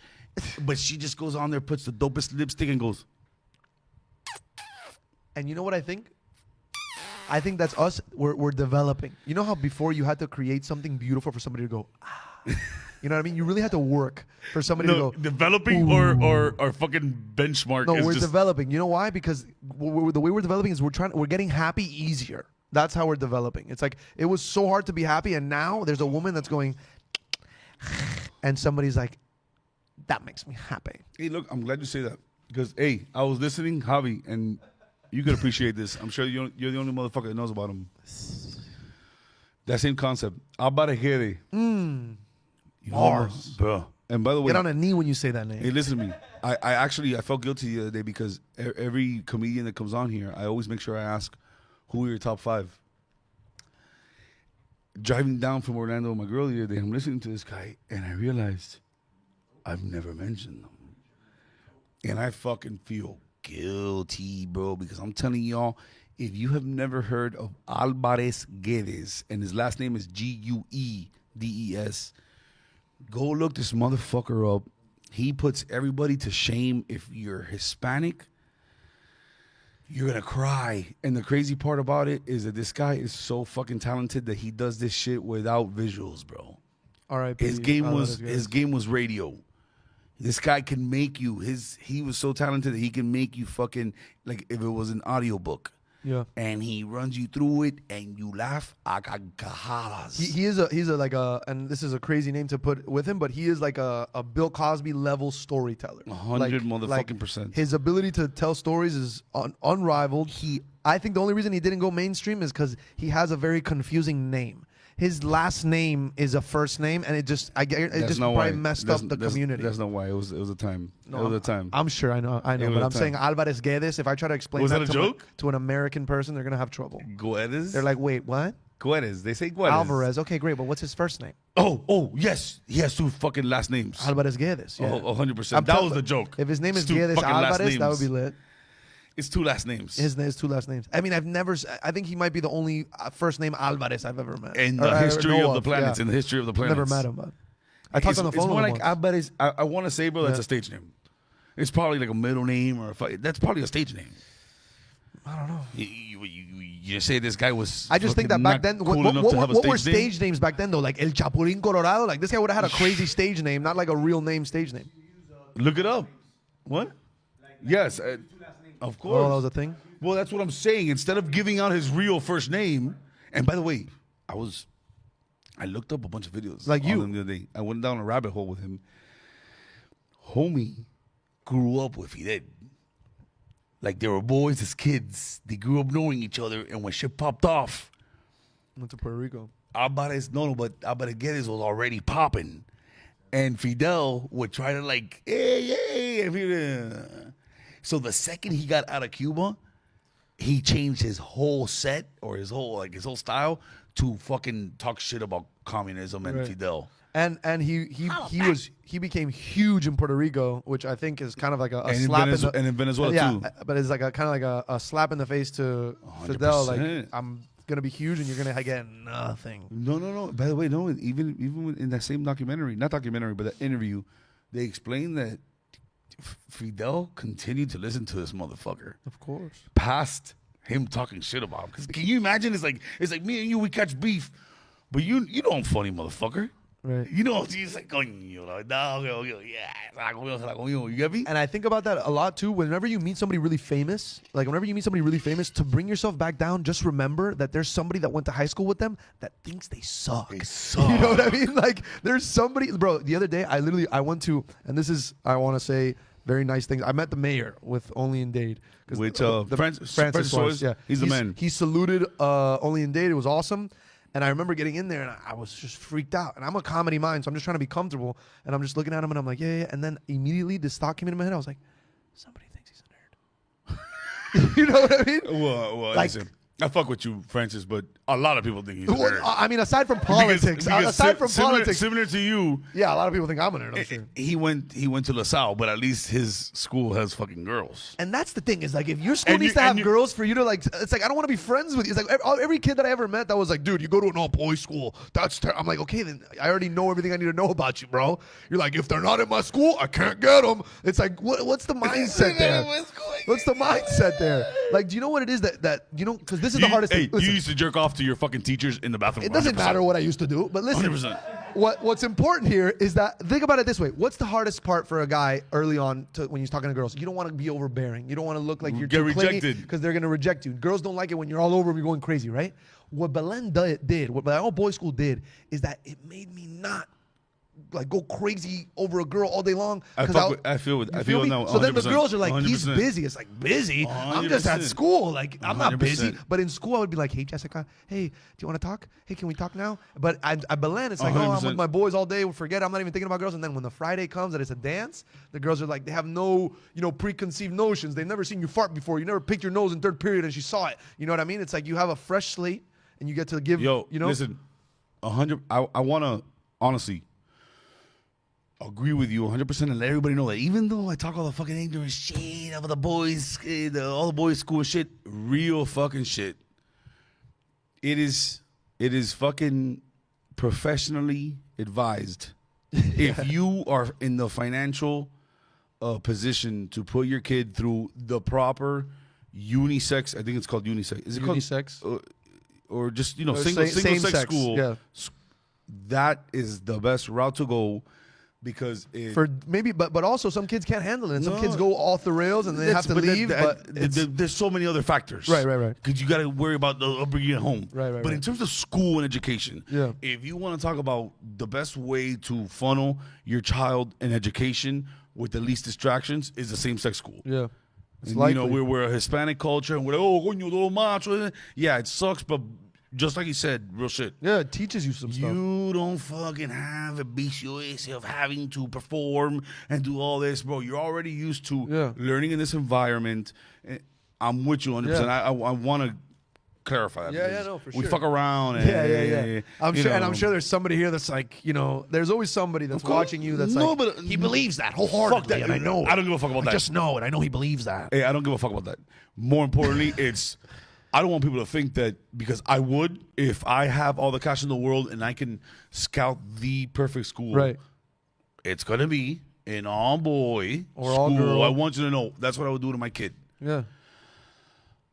Unless I can find like a, No, there's some, bro. Nah, I'm just we joking, used to look at Westminster, bro. We used to look at Westminster like just jealous, bro. Like we would get texts in school, like, "Yo, you text your friend from Westminster, what's good?" And they're like, "I'm just chilling with Sophia and but Melanie, listen. and we're in the courtyard and we're drinking Gatorade." And I'm literally sitting in an all boys school with a tie on, and the guy behind me smells like garbage. So there's also some things that are not good. Guys smell bad, but that's right? like anything. So like, if you want to send your kid to Unisys school, that's great. I think it's gonna be great. But also, he's gonna smell a lot of bad things in there. Like everybody smells bad, bro. After sixth period, After sixth period, no one smells good at an all boys school. Like nobody. After lunch, bro, nobody smells good. No, dude. you show up looking like Nobody shit, smells bro. good, You dog. show up looking like shit. And dog. God forbid you have like a lunch football league, right? So you get sweaty, and then you go back to class because you don't care. There's no girls in there. You can get back sweaty. Now, bro, like I have sense I'll never forget from Belen. You know what I mean? Like, yeah. I went to listen. I graduated from Brito Miami Private. Shout out to the Panthers. Brito. They served their purpose, but it was very similar to what a fucking all boy or whatever the fuck school would be.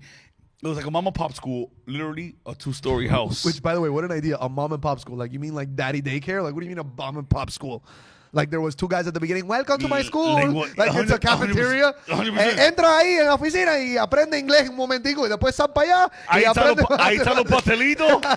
Y ahí, that's English class. Yeah. And that's PE. And for lunch, just talk to Mida. She's making the Hey, sandwiches. but Like, listen, what? I'm being real with you. No, I'm interested in it. There's obviously. How many teachers at Brito? So listen. No. The private school No game. way there's single-digit He doesn't know teachers. shit, guy. He threw up a 4. He yo. doesn't know shit. That guy I go, how many teachers at Brito? He goes, He doesn't know shit. That guy fucking God knows where he went to high school. J.R. Lee. Where'd you went go? you went to school in Spill J.R. it. Lee. you see? I don't know what the That's fuck that yeah. means. That's like when you Oh, ask a Ram girl was where she's Coral Park. from, and she's like, "I'm a Virgo." It's like it has nothing to do with this. Southwest. And Coral, he had 2 of them. That means you're a ref. Where are you from? My mom's Cuban and my dad's Dominican. I don't know how Carlos became a part of this podcast. You know, because he. I don't know why I have the only audio guy. No, I bro. have the only audio guy That in thinks the he's a star. country. In the country that makes himself part of the audio in the production. Because I'm telling you, it's nonstop. It's regular. Oh, clockwork. Where guy, he walked in here, and within fucking 30 seconds, he's laughing up a storm with Javi. He's concocting a bunch of shots so he can get into the show. And it's not Javi's fault. No, that was his entrance to fucking get on camera. Right. Because that's another thing. What's He's a interesting, camera he whore. made so many of these as if we're like 2 alcoholics. We're just gonna start chugging these. Well, he didn't know you were a little beta bitch. Right. Because I don't like tequila. Like what? What do you like? Bro, it's like if I don't like Brussels sprouts, are you gonna insult my character? Like I don't like it. Like You the know what? same You way know what? some people don't like certain things. I apologize. What do you like? I drink. I have a beer every now and again. My dad drinks with. I just do St. whatever my Pauli's? dad used St. to Pauli's? do. What's that? St. Pauli's? St. Pauli's. Is that an insult? Is that like a LaCroix? Hey, you want to keep it down, sound guy? This fucking guy. St. Pauli's. It's a non-alcoholic beer. Do you want? Oh, no, What do you no, want? no. Shirley Temple? No. What do you want? No. But I did watch that movie, the Shirley Temple movie. It's a hard knock life. Is that the song? Is that the movie? What's the movie with the little girl that is homeless? I mean, that's an orphan. Is that Shirley Temple? Is that her? It's so funny. What? Curly Sue. No. Curly Sue. Not only does the audio guy speak, but he's wrong. Curly It's Sue. like, Hey, come on. Hey, Marcello. It's not Curly Sue. Hey, The- Marcello, before you get hit, with pedophile charges as a 21-year-old. Talking about Curly Sue. Can we move on?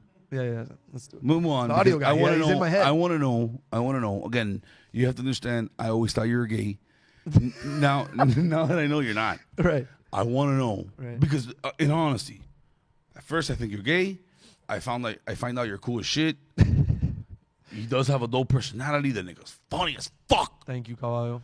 And look, bro, I promise you that I can always admit to you when I think a guy is attractive. He's a good-looking guy. I have no Wow. problem. Wow. I'm secure like that. Like that. I get my ass eaten. Yes, and he cries. With that said, after I found out he actually likes pussy, I'm like, holy shit, I'm super interested in his sex life.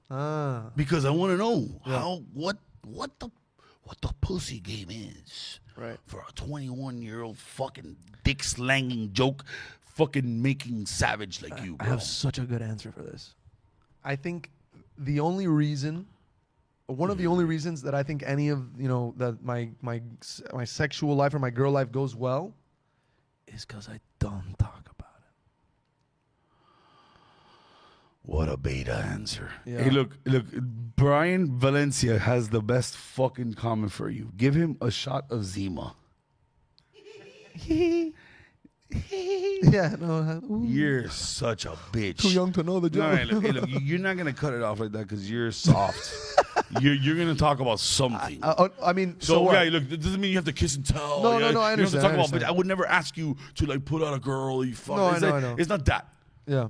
But ask me a more specific question. Don't be like, I gotta know what's up with the slinging of the. Like, ask me a specific question. Maybe like, what's my type? I guess again. Okay. This guy's like, tell me how you sling. What? How I would imagine that how do your DMs look in terms of how girls come at you? Very good. Good Listen, question. after a Great show, question. I'm not trying to be vulgar. I'm not trying to find out what girls you did. So I have girls that come after Right. me after a show or Check after the a DMs. video. Right. But I'm 36. Right. I literally have ganas on my dick. Wow. On the shaft only. Okay. But That makes it better. you're a fucking 21-year-old fuking, a cult. Right. You're a cult. Thank you. I know. Thank you. You're welcome. Thank you. Because you're not a cult. You're like a little fucking pinto. Yeah. Thank you. But nah, I'm joking. You're an animal, but I want to know. Yeah. So I have a theory. I think I think sliding in the DMs is not a thing that your dream girl does. Like, I don't think that's like a storyline that happens. Is like, no, bro, she slid into my DMs and now we're married. Like, I don't think that's where you find the one. I think the one that you likes your picture. She just likes it, and you find out, and then you go to her profile and you're like, oh my gosh, she liked my picture. That's incredible. Oh my God, this guy's 21 for real. You know what I mean?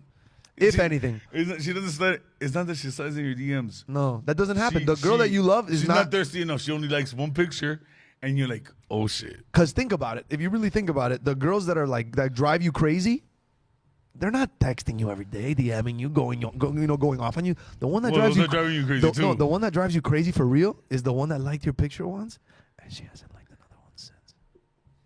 That's the one that you're like, what's happening with that female? You're so fucking Is she young. busy? Does she work? What does she do in the morning? You know what I mean? Like, you're curious. But Hey, look. You're either young, or you just don't have. I'm a Pisces, right, so I have the needy. a needy gene. Factor. The needy gene. 100%. Like I need. I want my girl to be touching me. Who doesn't like it when a girl touches them? I also love that. Guys are like, I love it when the girl like kisses me, bro. It's nice, I'm dog. Like, affectionate. when I hug her, dog, it's dope. It's like, ooh.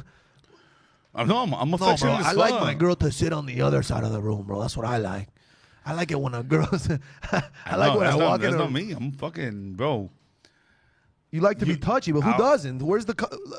Let's do a little survey. Do you like it when girls are touchy? Only her. That's a great answer. And what about you? You like it when girls are touchy? Yeah. Do you like it, or do you like when girls have a cold heart? Is that what you're into? Like, you know what I mean? Hey, but hold on.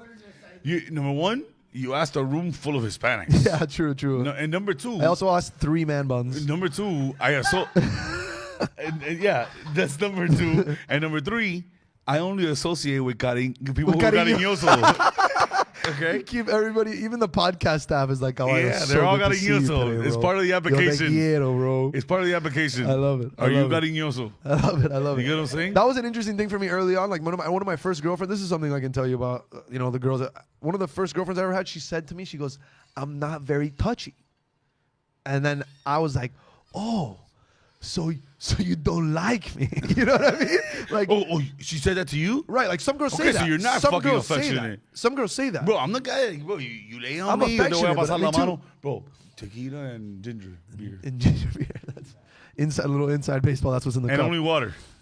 But yeah, like sometimes girls tell you that, like I'm not touchy or I'm not, for me it's like, If I'm not touching with girls because I don't fuck with you like yeah, it's a weird the thing. vibe because you already made me feel awkward. Yeah, But for the most part, bro, the touchy thing. I want you to fucking be all over me. I want you to like me, like 100%. yeah, like I I'm want saying- the affection. Hey, but this guy, hold up. I know you say, oh, There's yeah, relationships, You, I'm you sure- make yeah, it no, seem, I you know, make I it know, I seem know. like, oh, everybody's got. There is mad motherfuckers No, that for sure. they go to a party with a girl and it's like they're here. Bro, I go somewhere with my girl. I'm there hugging her all the time. Le meto un beso every 10 minutes to let her know, oye, don't you dare. Don't you dare look at another motherfucker. But also because you have a lack of self-control. Like in 9 minutes go by and you're like, she's gonna let me kiss her. Like I know she's gonna be fine with it. Yeah, 100%. You know what I mean? Plus, I'm also a PDA kind of guy. Oh, I like making out. PDA is a weird I topic. love French kisses. It's a weird topic. I love French kisses. in with public. women You only. love French kisses in public. Okay, I guess that is what PDA insinuates. But Right. I like French kisses in private and public. Right. You know what I'm saying? I like French kisses, period. Is what I'm trying to say. Right. Well, who hates a French Oh, kiss? here we go with the same fucking Well, conversation. that's a good question.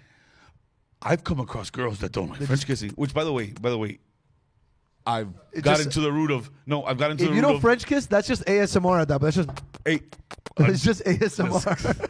pop kissing. Yeah, that's it. Hey, I've gotten to the root of it. I slow think, it down? I think I've gotten to the root of girls who don't like to kiss, and I'm telling you this because I recently, maybe like, thank you, Javi. Shout out to Rejuveline. Hey, but recently, like 6 months ago, I really started getting into the whole child trafficking thing, sex trafficking thing. You're getting So- into that, huh?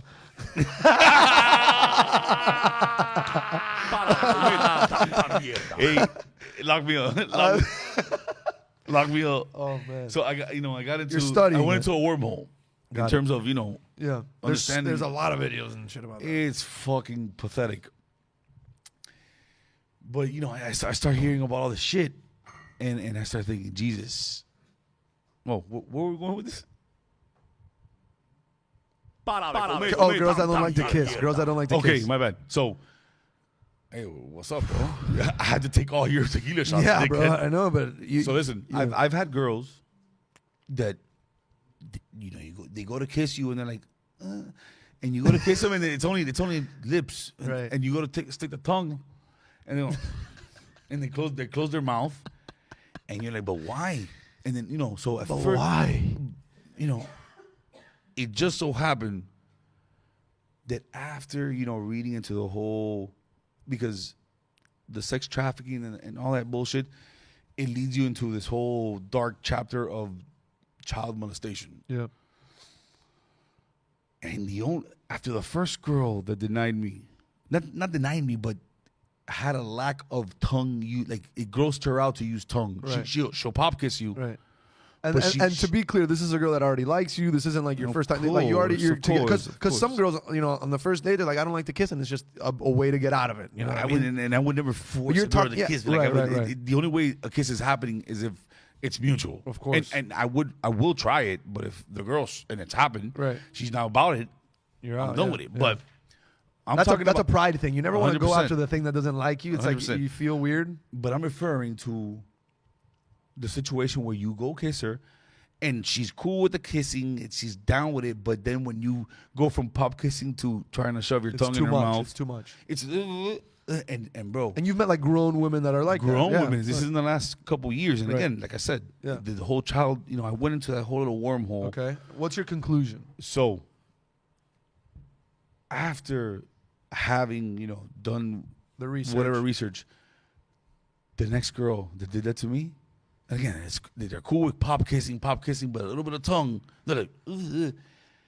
And I don't know what sparked it, but right off I go, have you ever been like molested as a child? I swear to God, I go, what not to say when you're kissing the girl. Hey, but She opened up right there? She opened up? Number one, I think it's awkward unless you're not attracted to me, which I understand 100%. Right. If you're not attracted to me and you don't want to stick your fucking If you're tongue not in my attracted mouth, to him, I get it too. You know what I mean? Like, I get it. but We get it. in that case, it's understandable. But you're kissing me, you're about it, but you admit to me, I just don't like the tongue. Yeah. Bro, somebody triggered me and I go, have you ever been molested? And she said, yeah. First girl, she goes, why? And bro, honestly, the only reason I did is because I remember talking to a couple people. They go, you know, again, more than likely, if you feel so repugnant about a tongue or a French kiss, is because you were molested as a child, Right, or you have a negative, that's what your any aggressor, negative experience. That's what your aggressor did. Yeah. He tried shoving a fucking tongue down your mouth like a pig. Right. So you have this fucking trauma, and you're like, ugh. Right, or That's even what a tongue represents to you. or even less serious, if you had a boyfriend that you hated and he was tremendo lenguedudo. or he had fucking halitosis. Yeah. And you just wanted to keep it the pop. Yeah, you're like, listen, Like, I'm don't not doing open that that again. fucking mouth, bro. Maybe in 6 months we can get to tongue, Hey, but for now, have you ever dealt with a girl with halitosis? I have. I don't know what this means. Okay, so halitosis is a condition which, and I'm not making fun of it, bro, because que miseria to fucking suffer from halitosis. But halitosis, if I'm not mistaken, your tongue creates a bacteria on the surface. And again, like any bacteria, it causes, you know, a certain smell.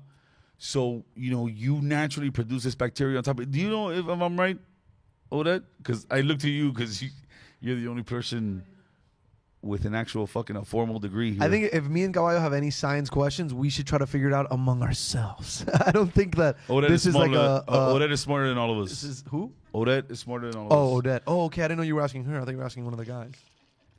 I thought she was just on her doing. What guy do you see here that looks like his name Odette? No, I mean honestly, in Miami, Odette. Are you kidding me? My friend, there's Osmanis out there. Trying Odette? Are we gonna have to jump this little kid? No, I mean, what do you mean, Odette? I've never heard of a fucking Odette in my life. Bro, I've heard of some. You're the only Odette I know. Bro. And by the way, you're also the only binker I know. And the other day, another binker followed me, and I go, Last name "This has to Binker? be part of the other binkers." Wait, last name Binker? Oh, of course, has to be. It's a powerful last name. Last Binker. name Binker. It's a powerful last name. Binker. You don't even know how powerful. Binker. It's like Illuminati powerful. Oh, really? Yeah. She's Are you like, when she was at parties at 12 years old, her uncle walks in with like a hood, just like one of these like. Have you ever seen what is that island where apparently the politicians go and they Jeffries? No, not Jeffries. It's you're just doing you've been doing too much child molestation research. I'm in that world. You're like Jeffries, yeah, right off the coast of. Every 30 seconds, a child gets taken in Miami. No, there's like which some, is the truth, and it's like not even some to be joked island about. that Alex Jones went off about how that's where like politicians get together to like decide stuff. I don't know, but I don't know. I guess I don't think you know enough to know. it was a joke that didn't hit. Let's go. Let's move on.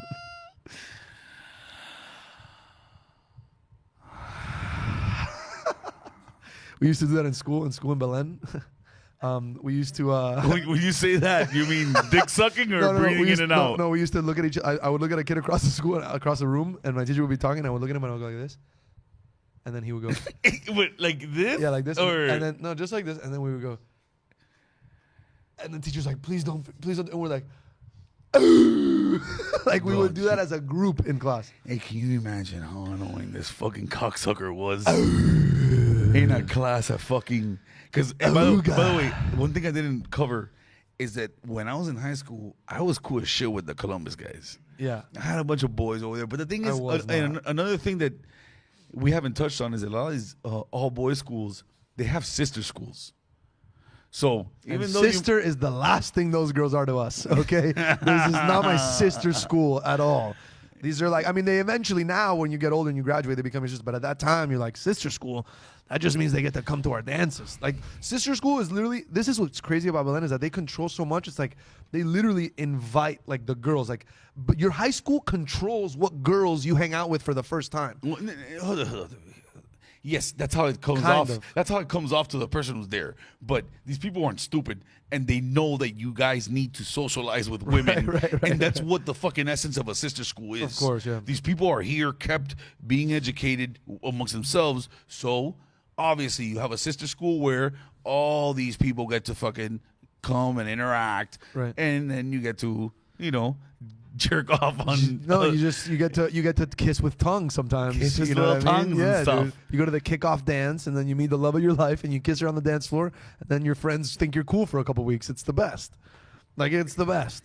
Also, there's this thing that we can speak when you go to an all boys school. You speak candidly about your emotions and everything. Like, you could get to the lunch table and be honest. You go to a lunch table at That's a great point. You That's go a to a great lunch table at a boy and girl school, and you're a politician. You're like, no, on Thursday we went to the party. It wasn't really that fun, bro. That's a great It wasn't really that fucking fun, bro. point. We That's didn't a really bit. do Yo, that much, that's a bit. bro. That's a bit. That's your bit thank right you. there. See? Right. That's a I bit. knew I was gonna come up with I something promise here. you, that's the hottest bit you come up with Yeah? tonight. Yeah. In an all boys school. Everybody No talks shit about all boys politicians. schools. Yeah. They talk shit about all boys schools, but We're being honest. yo, And you go to a boy and girl school, and you're like, hey, Tommy, Yeah. wasn't it weird on Thursday when we went to get lunch? It's like, you know what I mean? You have to play it off. And then the girl's like, no, oh, they she's went to get lunch. No, she's not a whore.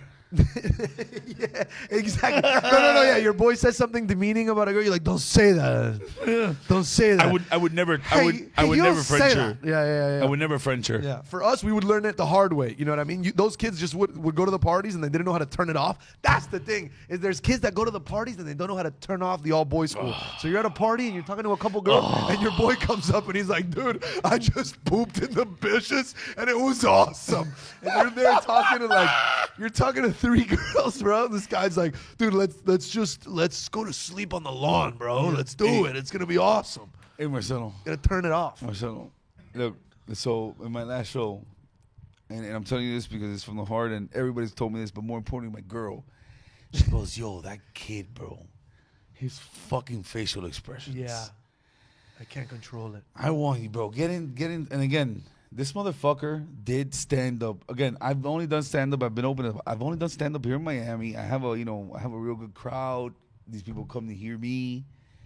I still think I'm funny as fuck, but in all honesty, I give somebody like Marcello more respect because he's been out there doing stand up in fucking New York. And what that means, by the way, because everybody just says, oh, you went to New York. Like, I went to New York and it wasn't like, oh, Marcello's on every show. No, I went to New York and I sold tickets on the street for my own shows, which I wasn't the headliner for. So I would sell a ticket and they'd be like, who's on the show? And I'd be like, this guy from Comedy Central, this guy from the radio, and this guy.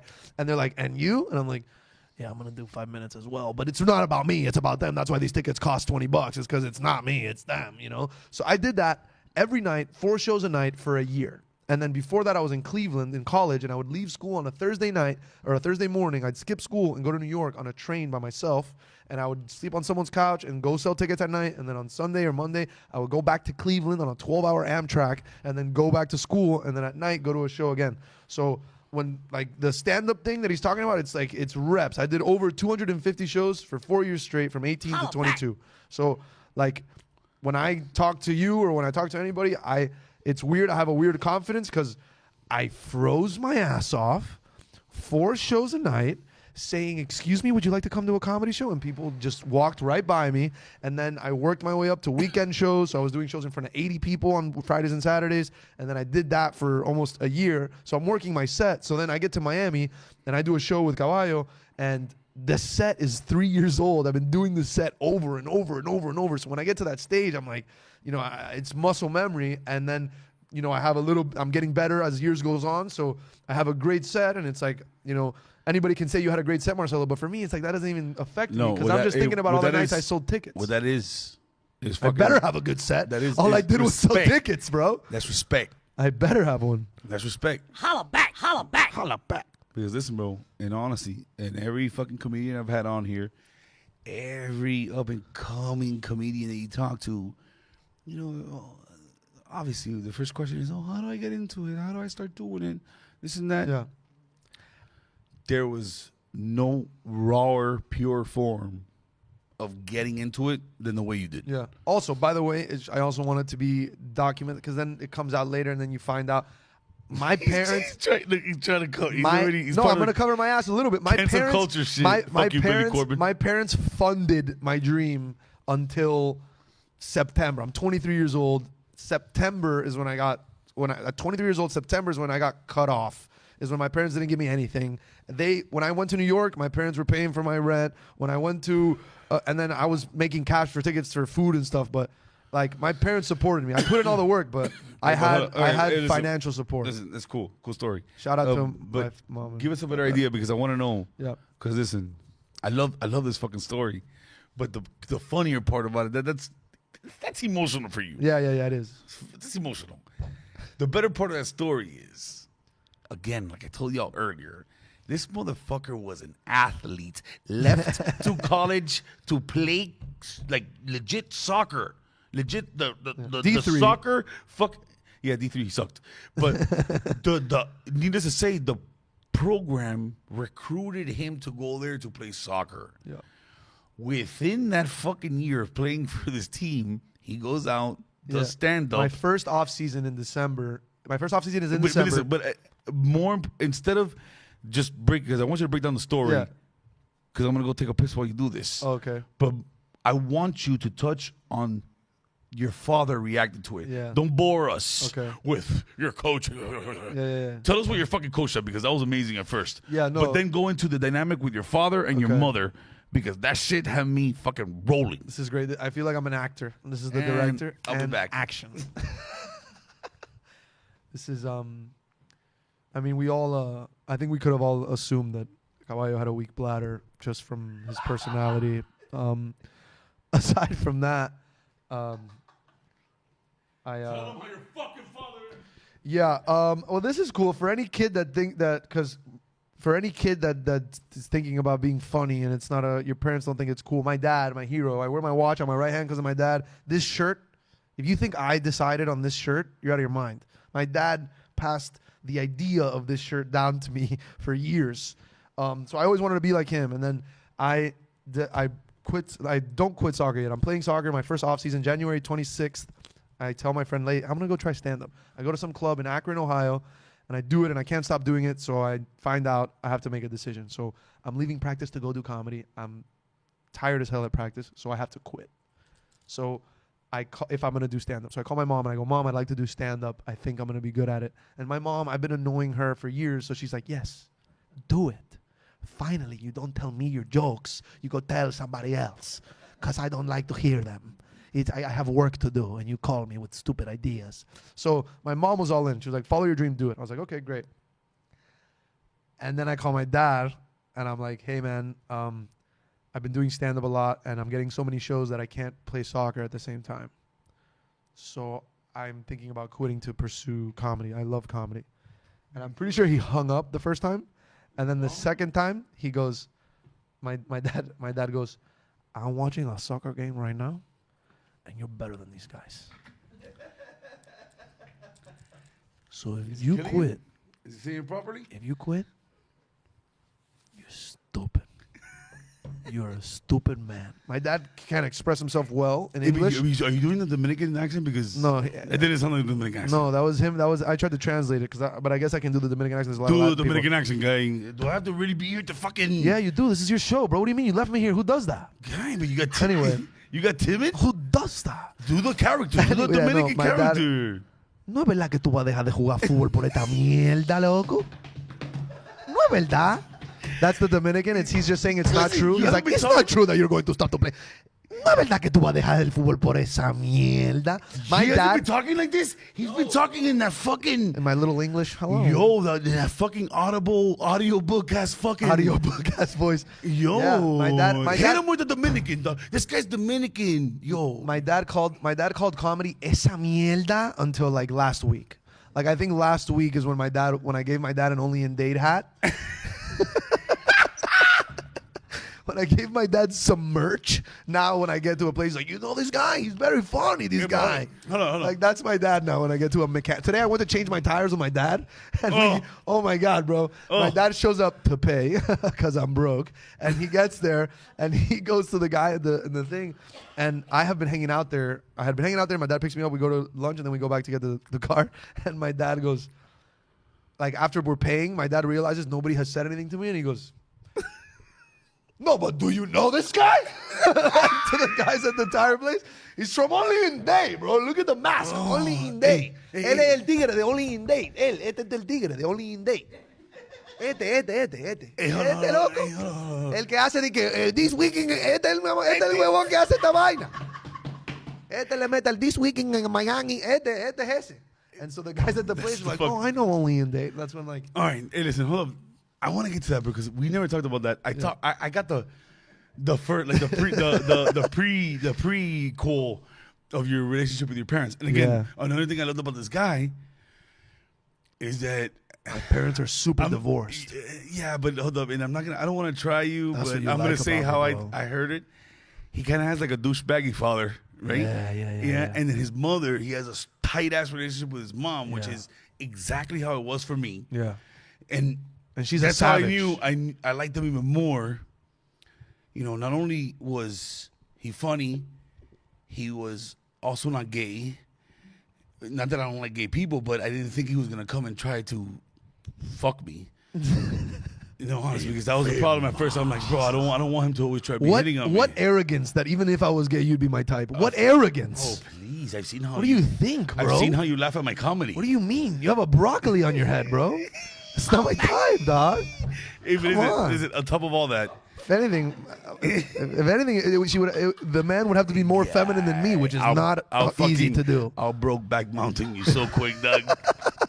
hey, listen. On top of all that, I end up finding out, you know, because I'm a child. You know, my fucking parents got divorced at an early age. It impacted my life, so I'm quick to fucking ask people just because I understand that you can get a better read of people, right? If you know their parent situation, if you know their whole situation. Yeah, for sure. I always ask, for sure. and it's not. I am judging, but it's not judging in the sense where, you know, now I understand you a little better. Yeah. The second I understood that this dude, you know, he was part of the kind of situation where, you know, the old man's a douchebag. You know, his old girl was surviving on her own. Te quiero, Bobby, but you know what I mean. It is what it is. And fuck my old man. Thank you. You know te quiero, Bobby. Thank you for the tires. Thank you so much for the tires, Dad. I love you so much. I needed those bad. Bro, my car was literally like an ice skater. It was so bad, bro. My car was so bad. Thank you, Dad. I love you, but you're a douchebag. Carry on. Holla back. Holla back. Good shit. So, you know, I find out that he has the same kind of relationship with his mom. Yeah. Mom is number one. Mom is number one for sure. He's the type of woman that if I ask my mom, like, if I call my mom right now and I go, Mom, do you think aliens exist? Like, or maybe not now. Now she tries to be funny because I'm a comedian. My mom's like, ooh, aliens. Okay, let me think. Okay, she always thinks she's on a show now when I ask her a question. Like every question I ask her, she's like, ay, okay, déjame ver. No, que los aliens son los que tienen los ojos crazy, ¿verdad? Like she would try to be funny, but if like when I was young, if I was like, Mom, what do you think of aliens? She'd be like, until aliens pay the rent, we don't care about aliens. Hey, that's dope. That's dope. That's like the mentality of that woman. I swear to God, I went through the same shit. You know, you went through it at a much earlier age. Yeah. Imagine being much older. I'm fucking 26, 27, having to look my old girl and my old my stepfather and my old stepfather. And you know, my stepfather looked at me like 27. He goes, hello. So we gotta have the conversation. What's your plan? Oh yeah, you know, the get a job. So get a job. Exactly. Well, that's I got that. That's one. what they want to hear. I got that one in March. I got that one. That's what they want to hear. Get a job or something. But you know, when I was there to have that conversation, I go, well, you know, I'm pursuing. You know, that's when I just started the whole thing with Pepe Villedi. I just started. Okay. I saw this thing. I go, and I, you know, horse blinders. So he sits me down for this shit, and I go, well, you know, I think I'm gonna pursue entertainment and like all that other bullshit. And he goes, okay, Listen, and my stepfather, God bless him, I love that motherfucker. Yeah, supportive. Closest thing I had to, I father. also have a very supportive stepfather. So, he tells me that, God bless him, but he goes, okay, that's fine. That's good. But you need to have a plan B. And I remember at 27, it's a lot tougher to say there. I go, there's no plan B. There's no plan B. I'm only going this way. And if that fails and I end up being 32 when it fails, I'll start all over again there and try to fucking figure it out. Yeah. But, bro, there's no plan B because I already tried the fucking plan B thing where it's you try to fucking. And when you're talking about something, this. It's just that this will knock you down. That's the thing No, is that this when you're talking about something that'll knock you down so many times. Comedy specialized. Yeah. You Like you work a marketing job, you're gonna get knocked down a lot. But you work comedy, bro. You're gonna get knocked down, and it's not gonna be your fault, and you're not gonna make a mistake. You just get knocked down because you got knocked down because it's Thursday. It's an art. It's an art. You know what I mean? It's an art. It's an art versus a trade skill. Right. A trade skill is fucking vague. It's general. There's this many people waiting to replace you for the same exact money. Right. In art, and as much people would love to try us saying, no one can say they do what you do. Get the fuck out of here, bro. Yeah. It's something completely different, and people don't fucking understand that. And in order to make it in the world of selling your art, if it's not the first thing that you wake up trying to do, sleep trying to do, brother, your chances just went from almost not possible to absolutely not possible. And the people will feel it. I always think of Seinfeld. This is a Seinfeld quote I live by. Is this guy asked Seinfeld? He's like, so, you don't make jokes about anything negative, or you don't really curse. Why is that? Why do you do? And he says, that's not true. What? Seinfeld doesn't curse and he doesn't talk about sex. No, I know he doesn't curse. Well, sometimes he talks about sex. No, but I'm saying you didn't say that. You said that he doesn't talk about nothing negative. Yeah, well, he doesn't say negative things about his parents. Like he doesn't have like a dark streak in his comedy. Okay, I get what you're saying. And I get what you're saying, and you're right. They ask him that, right? They ask him like, "What's the deal? What is it taboo? What do you feel about it?" And this is what he says, which is, I live by this. He says, "That's not even in my mind.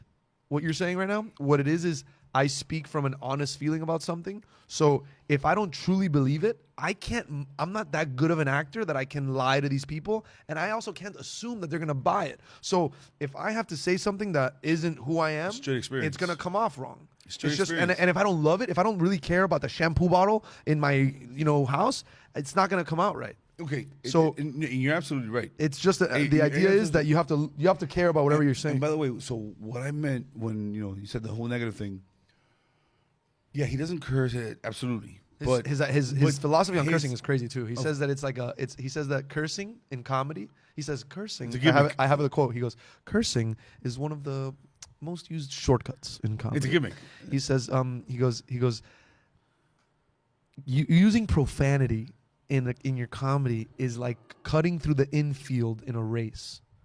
Yes, you do get there quicker, but the idea is that you go all the way around the track. That's what he taught. When someone asks that guy about if he curses or not, that's his answer. He's dope. He's a savage. And he'll trick you into the answer. He's like, so what does that tell you? And all that is right. But listen, when he says that, he's speaking from the position of a very pure version of a stand-up. Right. Where it's one-liners. Like Jerry doesn't get into stories. He doesn't tell. He's not a storyteller. No, he's not a storyteller. And wow, he's a joke teller. 100%, he is the purest version of a stand-up that exists because that is one-liners, jokes, straight fucking jokes. I'm here to make you laugh. It doesn't, I'm not placing myself in the dimension of you got to put yourself in my shoes. Exactly. You get what I'm saying? That's what he's straight. He's a pure version of. Comedian. And his mentality is, you could never be in my shoes. Like his mentality, like he stands on a stage and he's like, I'm talking for a reason. He doesn't give you his shoes. Shut up. Yeah, but since him, entertainment has evolved, right? And stand up has evolved. It's totally and different. Yeah. Storytelling, there's storytelling. There's, and the reason I say that, bro, because I do agree that profanity for certain people, is is a part of, it's a gimmick. Yeah. A part of the act. But with that said, and by the way, I'm not in this conversation. I'm talking about grades. Right. And by the way, some of my favorite comics are, they're speaking Nasty. filthy. And I love them. And that's what I'm getting at, that when you're really good and when you are giving a different side of you, you can actually make profanity part 100%. of the fucking skit, and it adds on to it. 100%. Bernie Mac is probably one of the best examples. What do you mean, Richard Pryor, Richard Pryor George is Carlin? the original. Like, what do you mean, like Richard Pryor is the everybody, original. dude? Louis C.K., like comedians that took over. You know what I mean? Like Bill Burr. I know that you didn't think that profanity shouldn't be used. But No, of course not. I'm just giving you the philosophy, but the reason the profanity thing was just to give you like the funny, little quote. Yeah. But the idea is the part that he talks about where he says, like, the guy asked him, he goes, so you wouldn't say that your dad has a leg that's 6 inches longer than the other for the sake of a laugh?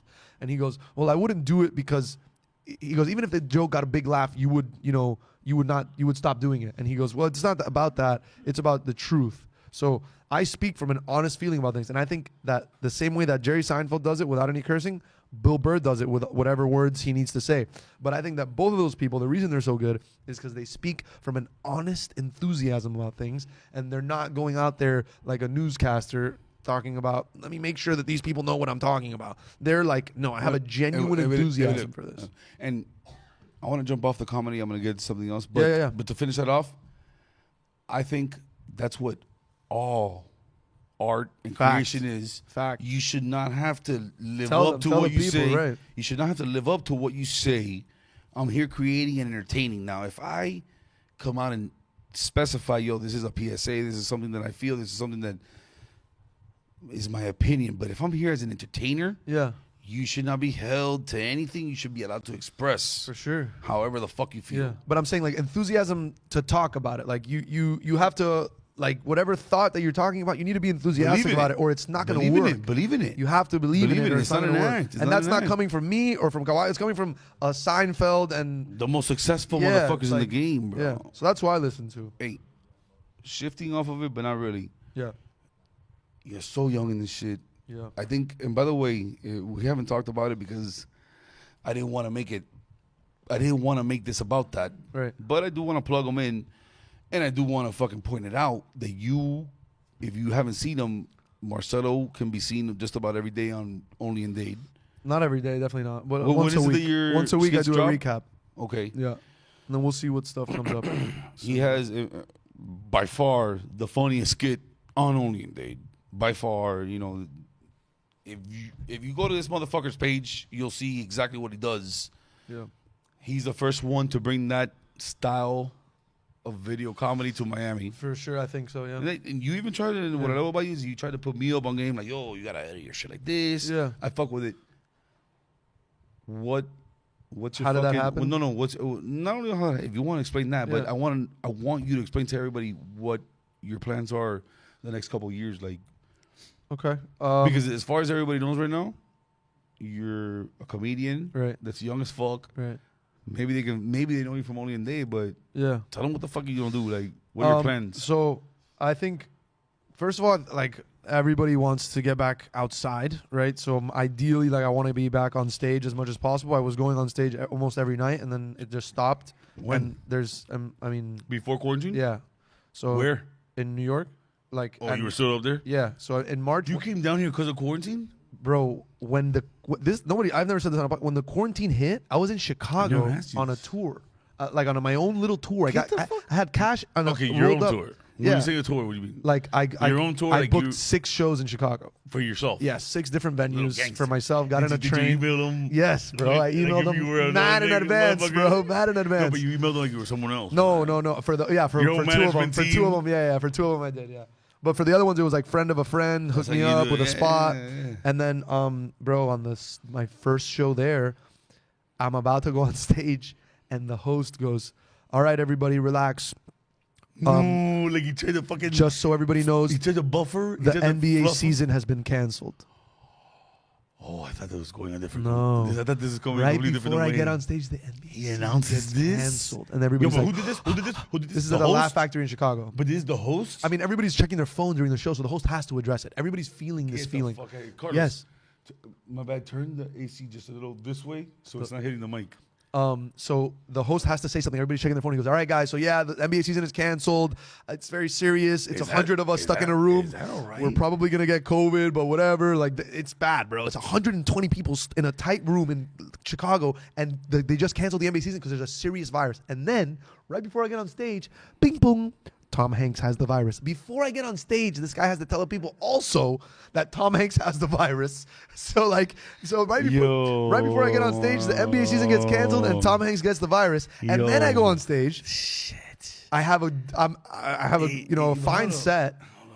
And then my mom calls me and she goes, "Hey, so you're fired for sure." Your mom? Yeah, she goes, "You're definitely Get fired. your shit together and get the fuck Just down here. listen, buy the ticket Oh, and that we'll was pay the you back best when you thing. get here." That was- She looked out for she looked out for you hard 100%. because getting out of New York was a mission. A mission. So I got out of. I came from. I left all my stuff in New York.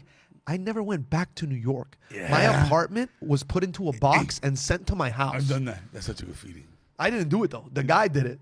My Well, roommate. duh, My poor guy, roommate. I'm not saying the packing part. My poor I'm saying roommate. the get the fuck out of here. Yeah, I don't give a just fuck about that disappear. shit. I'm going to where I'm going. Dude. Let's whether I get it or not, it's fine. And I was scared, bro. I came home thinking I was gonna kill my parents. I came home thinking that first of all I was sick. So you ended up back in Miami because of COVID? It's the only reason I came here. Get the fuck out of I here. would've never I didn't come know here. that, bro. Yeah. But listen, in all honesty, it explains it so much because, again, you popped up out of nowhere. Kind of came out of nowhere. Yeah. You came out of nowhere. And, again, you know, we've talked about Only in Date and Yeah. you know how me and Only in Date were doing work together. Yeah. That's just, and then all of a sudden, bam, you popped out with the fucking The the Croqueta Barstool reviews. fucking, spin-offs. Yeah. And I was like, fuck, bro, this little jizz good. Which, by the way, I when I said that idea to Only in Date, I said this on the Yuli podcast. I literally told them, I go, I'm going to tell you an idea, but I'm not going to say it unless you can guarantee that I do it. Because I knew for a fact that as soon as you wanna say, know some real shit? no, you told me this. I know this shit. I'm being real with you. You told me this. I I would- believe you too. I believe you. There's no reason for me to lie. Yeah. Because it's not like I pursued And it. this is really cool because I didn't know this, and when he told me this, I was like, holy I never shit. never You t- pursued it. That's how you know I'm fucking being serious. And you told me this like 2 months into the reviews. Like it was past the beginning. Like Yeah, we had yeah, already I'm met. telling you, bro. Look, I remember it was like in the midst of the quarantine, all that bullshit. Hey, Wesley, fucking shout out to my dog, Black Sheep Podcast. He goes, he's the one who comes, he goes, hey, and bro, that's why I was like, man, did he see it somewhere else? He goes, hey man, I know you've seen Barstool Sports. That pizza review, you gotta do it for Croquetas.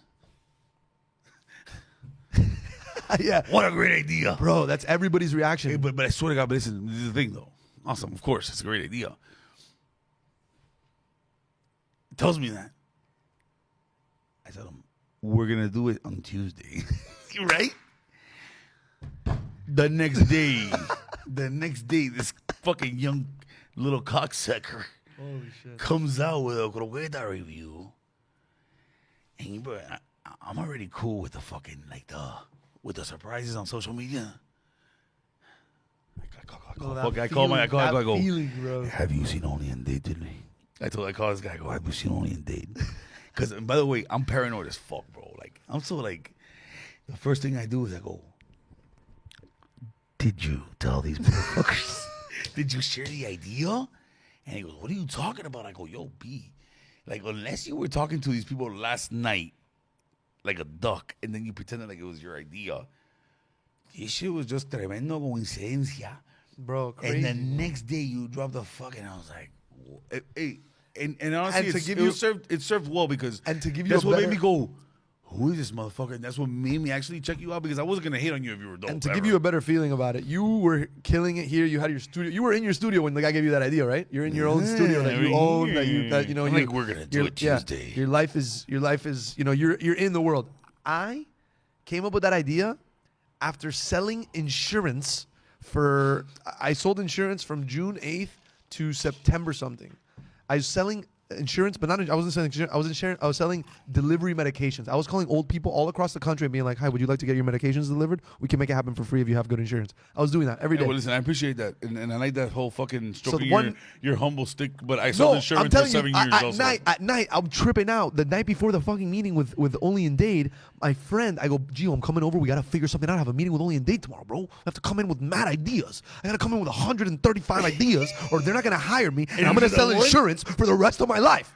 That was literally the idea. You hit Lenny with that one. He was like, bro, you're hired. Not even, bro. Not even. Well, kind of, but kind of. What happened was this girl texted me from Only in Dade, my friend Laura from when high school. And Shout out to Laura. Laura's a gangster. the shit. I love Laura. Laura's a gangster. She goes, "Hey, Marcello, we saw your little videos, and we think we like them, so let's have a meeting about them. Maybe we can do something like that for us." So I wasn't even thinking that I was going to do anything other than me with a microphone. Like, "Hey, guys, it's me." I knew that was going to be a part of it. But while he goes, "All right, yeah, the recap's all right, sounds good. But bro, what else? What else?" That's what Only in Dade is like. What else? What else? And I go, "All right, well, no. I have a piece of paper with 1,000 ideas." Yeah. Is it Only in Dade? Listen, he can't say it because he's a little beta. That's what fucking Lenny's bitch ass was fucking pressure. Just stop pressuring my dog, Lenny. So Stop pressuring my dog, Lenny. Man, it's good. That's my dog, Lenny. Stop pressuring my dog. So You don't have to you speak freely here, bro. Lenny, I'm free, bro. Lenny can't tell you. He can't do nothing. I'm to you, free. no? So I put up. I'm sitting there in the FaceTime, and I go, "I have one more idea. I know you guys want to do the recaps. I have these other ideas," and I'm like, "Oh, maybe we can do like memes. We should add some memes into the mix." And they're like, "Okay, we're hearing the yeah." I'm literally talking like I don't know social media. I only know stand up. So I'm like, "We can do memes. We made this." And I go, and I have one more idea. And I had a big star next to Croqueta reviews on my paper. And I have one more. I have one more idea. No, bullshit. Bro, I swear to God. Last resort, Literally the refi biggest idea. thing, the best idea. Last resort, refi idea. Me and my boy the night before were like, "That's the one I think was the best one, so save it for the end of the meeting." So I Real shit? I swear to God. Gangster. Me and my boy Gio. Shout out to Gio, who is my bro. Like, I love you. You have no idea how much you helped me. I love hearing Bro, stories like that, so bro. I have the huge star next to Croqueta review, and I have That's one dope. more idea. And I knew about you, by the way. I knew about you. Yeah? And the reason I say this is because I thought you were going to get the Croqueta reviews. So I say, if That's I why tell you this, kept it for yourself. I say if I shit. tell this guy about the Croqueta reviews, I guarantee he's he gonna would've get- given it to me. He's going to He make me the would've given it writer, to and me. he's going to make you the Croqueta guy. He would've given so it I to go, me. the only way that I say these words out of my mouth is if you promise me I'll do it. And I then felt. he goes, I felt all that. He goes in I a- felt, without knowing that. I Of felt course. that you were, and that's why I always approached you. Yeah. That professionally because I saw. Again, I was part of the whole thing. All these people were my boys. Shout out to these motherfuckers. and also shout out to Caballo, arguably like one of the largest, if not the largest, Miami-based comedic influencer cult audience, just savage group of people that love you. You're like you have 30-something thousand followers, and you live in Miami, and the page is about you. Like that's something Appreciate to that. like. Appreciate It's a city, I appreciate that, but You're not like a newscaster for I get it. CBS. I You get have it. 30,000 Miami I followers. get it, It's and I appreciate that. different. We're not a call; it's a tribe. But listen, what surprised me about it, and what impressed me about you, Yeah. and that's why I knew that you came in there with those course. stringent fucking. Of Which is course. what you have to do, bro. Otherwise, you get fucked. I just didn't But want to knew it. sell stuff on. I just didn't want to have a headset. And by the way, bro. I didn't feel like yo, that should have been mine. But I said that should have.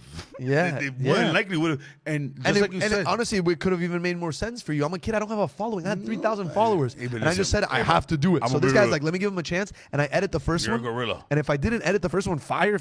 Listen, first of all, if in the first Croqueta review, the woman in the thing doesn't go, Tarriga, I don't think I'm here today. I swear to you, that woman that interrupted my Croqueta review, that she goes, Tarriga. You're a nerd. That is the reason You're a fucking- that popped off, that they gave me You're a 4 fucking more, nerd. and that the next You're ones a were fucking good. nerd. I'm telling you. Your shit was legit. That lady goes, Your shit was legit. Tarriga. No, Bro, it was listen, over. Number one, again, you're the first one in the city with the style of editing that you brought to that video. Quick cuts. Holla back. First one in the city, and I give him props because he also tried to share it with me. He goes, "Oh, I remember when we first Yeah, talked, yeah, like, yeah, and you were 100%. always cool as fuck." Yeah. I want to say, bro, we always had like a subliminal or like an underlying fucking respect for each other. Yeah. Even though we didn't know each other, and Yeah. then we actually met. We're like, okay, I can talk to this guy. Yeah. Well, I was 100% the new kid on the block, and you were 100% the kid that was like leaning on the pole in the block. Yeah, like, but- oh, welcome, bro. What's good? But I never. like, hold up. But I never treated you I never bullied you in any sense. no, of course not. I'm not. That's what you mean it sound like. No. I mean, like you. Either That's that not or what I I made was it a sound like. pedophile and I was about to No, fuck you. no. In that scenario, you just No. You're doing too much research. Listen, what it is what it is that I came into social media, which, by the way, everybody had told me for I years. know You should that. do Vine. You should do TikTok. You make so many faces. Why don't you do it? I'm like, get out of my face. I know exactly How what would you're you getting stand at. up? I know exactly what you're getting at. There was. You were in it. No. There was there's a certain fucking environment of entertainers, influencers at this moment in Miami. And now that's where it all makes sense. Because again, when you came out of nowhere, I was like, I've heard of all the talent down here. Right. And bro, I'm the motherfucker that keeps up, because I swear to God, if I see talent that I like, I'm gonna reach out to you to see if you're willing to work with me, and if you're not the egotistical motherfucker that's gonna feel like, oh well, I gotta be the one in charge. Yeah. So My way or the highway? Exactly. My way or the highway? That's one of my favorite Those TikToks. motherfuckers. So again, now it makes sense because there was already this, it was topped off in Miami. I already knew who all the fucking influencers and entertainers were for the most part. Yeah. And by the way, I'm not suggesting that I know all of them. I'm sure there's a bunch of more talented motherfuckers, but It was like summer camp, and it was my first year, and you've been here for 4 years, and you know all the counselors, and you know everybody. You just got transferred. You know how to get the chips. You got transferred. Yes, bro. And I'm you like, got transferred in. And I'm like, bro, what is this summer camp like? And you're like, let me tell you. Literally the best. Which I have to thank you for, because you were my first guy that was like in social media in Miami. That was like, all right, bro. Like, listen, bro. You're gonna it's gonna be like this. You're gonna hear this. Like, this is Miami. I love you, real shit. And again, I prepared me was for trying that. to get back to that. I was trying to get back to that. Yeah. The second now it makes sense in this. I'm glad that I took notice of this in this podcast. But I was always wondering how the fuck. What I was really wondering is, how did Lenny find them? Because I know Lenny, and again, fuck you, Lenny. I love you. But it's not like Lenny's out there fucking scrounging for real talent. Right. And you're real talent. Right. And again, I see the first fucking croqueta review, and I go, are they making a move? That's what I gotta go. Yeah. Are they making a move on me? Because again, at that given time, I was like, that's probably something I would have been Yeah, the face of. 100%, dude. And again, more fucking you're a gorilla for telling me that, like, now that I know you went in there coughing that, 100%. but let me. I finish protected that with my life, because that was I thought You're a gorilla. that was my ticket towards no more headset. You're a gorilla. I thought croqueta reviews were how I get out of the headset. That's what I thought. So I was like, gorilla. and I look at Miami, and I know about you, and I know about Mr. Red, and I know about even Dairon I had seen before, and I know about but you know who Pepe the Villete. threats were. Huh? Exactly. I know it. Exactly. So I was like, get what it. is stopping this guy from grabbing one of these already I know. following people Hey, listen, and taking the idea? You're a gorilla. I got scared, bro. for the foresight. You're a gorilla. Very lucky. But again, back to the point. And respect to Only and Dade for letting me have it, bro. Because they could have been like, yeah. Nah. And they could have seen the first one and been like, yeah, it wasn't quite what we think. We're going to go a different direction. You gotta say that. You gotta say that. Well, of course I got to say that. You gotta I say mean, that. it's But true. only in they saw what's up. Yeah. And again, and that happens, bro. And it happens for it all happened for a reason. But Yeah. you landed on their lap, and that's what I'm making sense of right now. Oh, okay. That you came Because you didn't know where I came this from was the until world. now. You This didn't know where I was came when from. Yeah. And I go, holy shit. That's I heard the first Croqueta review, and I think at first, unless you're ridiculously fucking funny and from a whole different perspective, then you can accept it and think it's funny at first. But given that you're from I could tell you're from Miami, you're probably Yeah. Hispanic. I see the first review and I go, Weird. Yeah, weird. whack ass shit.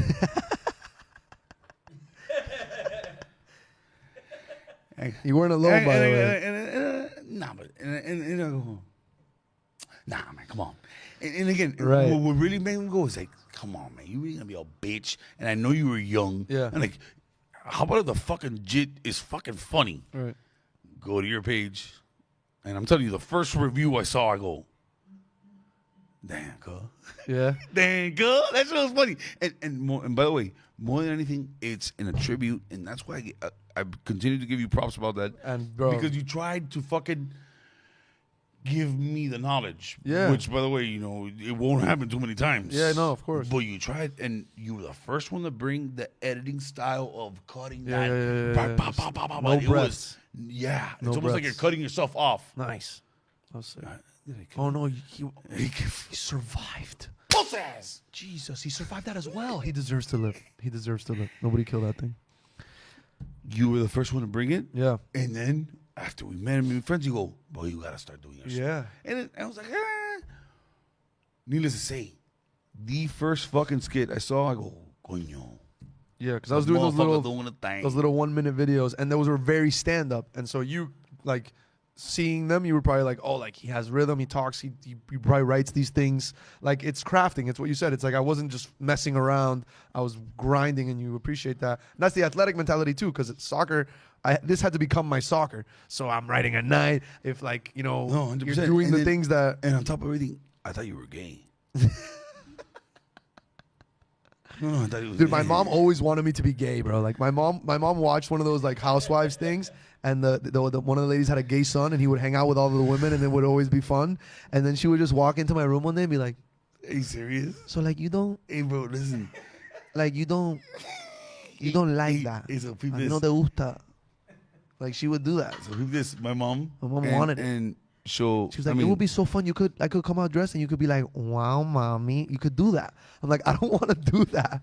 She's like, "You could hang out with me and my friends. We could drink champagne." She was telling me what my life would have been like if I was gay, and it, you know, she made it sound very grandiose, but it just didn't work out. I didn't have the passion. That's cool and shit. That's cool and shit. But my mom literally thought, you know how Cubans are, they're superstitious with the brujeria. She thought you were gay. She thought you were gay. No, she wanted me to be a girl. She wanted me to be a girl, and she was convinced. El babalao told her, And all- eso es una niña. And all she got out of it was a man bun. That's all she got out of it. Hey, well, listen, my mom dressed me up as a girl for the first year No, of my life. no. I have pictures. I have pictures of me as a 1-year-old like that. Who knew that at one moment El Caballo was una yegua? So what? So what was she dress you in? Like pastels, Little like dresses? But the Wajito dresses, like, but you understand, bro. My mom's crazy, bro. parents, that was a generation of like my grandma sewed for like, the army in Cuba. So she comes here, and my grandma is the bitch that has the sewing machine at the crib that she presses the pedal. For the first 5-6 You years have to of my press the life, pedal. If you don't press the pedal, you're it screwed. doesn't work. It doesn't even sew. It doesn't even sew. But It's kind of like drums, huh? Sewing. It's kind of like playing the drums. Like you have to have a consistent rhythm. no, No, you don't. I don't know how to sew. no, so percussion is different from sewing. it's me. That's 23 years of it. No, That's percussion is 23 different years. from sewing. Okay. Hey, but for the first 5-6 years of my life, my grandma I'm looking offset here because these are the older guys. They know you. My grandma would sew the majority of my clothes for the first 4 or 5 years. Obviously, after that, my mom started shopping Husky. After that, your mom discovered Marshalls, bro. Marshalls was Get my the fuck out of shit. here, guy. Marshalls, you fucking Generation Z motherfucker. What was it? It wasn't JCPenney. It was even Burdines. Burdines or no, Bloomingdale's is high. Bloomingdale. No, Bloomingdale's is uppity. Yeah, it is. There was something. What? Sidon? Coño, no, I don't. What is that? I remember JCPenney, obviously. Whenever older people talk about clothes, they say FUBU. Whenever older people talk about clothes, they say FUBU. I don't know what that is, but they say that. They go, "Yo, you ever have FUBU?" That was Mama. Oh, yeah? That was Mama. Oh, okay. That was I've heard Mama about that told you FUBU. about FUBU. I've heard about FUBU. FUBU is more ethnic. It's like Sean Paul It's or Sean John. Sean Someone give it Sean up. John, not Someone Sean give it Paul. up. Someone give it up to all girls. Fatina T-shirt. Sean Paul. Someone give it up. Hey, yo, And Balan- he'll murk your Jamaican accent. Yeah, I'm sure I don't He'll do murk, that. and by the way, Rejuveline Javi, that's forgot your name now. Javi. Rajula and Javi. By the way, that gangster right there, Yeah. he does covers. Like, bro. Oh, he can sing? Oh. You got pipes, kid? This guy Got golden for, pipes? For Guy's got golden fucking pipes. for you old timers out there, you remember John Martins? Doc Martens? Doc Martins? You fucking Steve Martin. Steve Martin. That's Great. Hey, John Martins, my dog Javi used to fucking do John cover Martens? bands. Is that like the Shaq? Is like the Shaq shoe, but for Jordans? Like you got Doc Martens, and then you got John Martins. He doesn't talk to me. Like, He you doesn't talk couldn't- to me like that.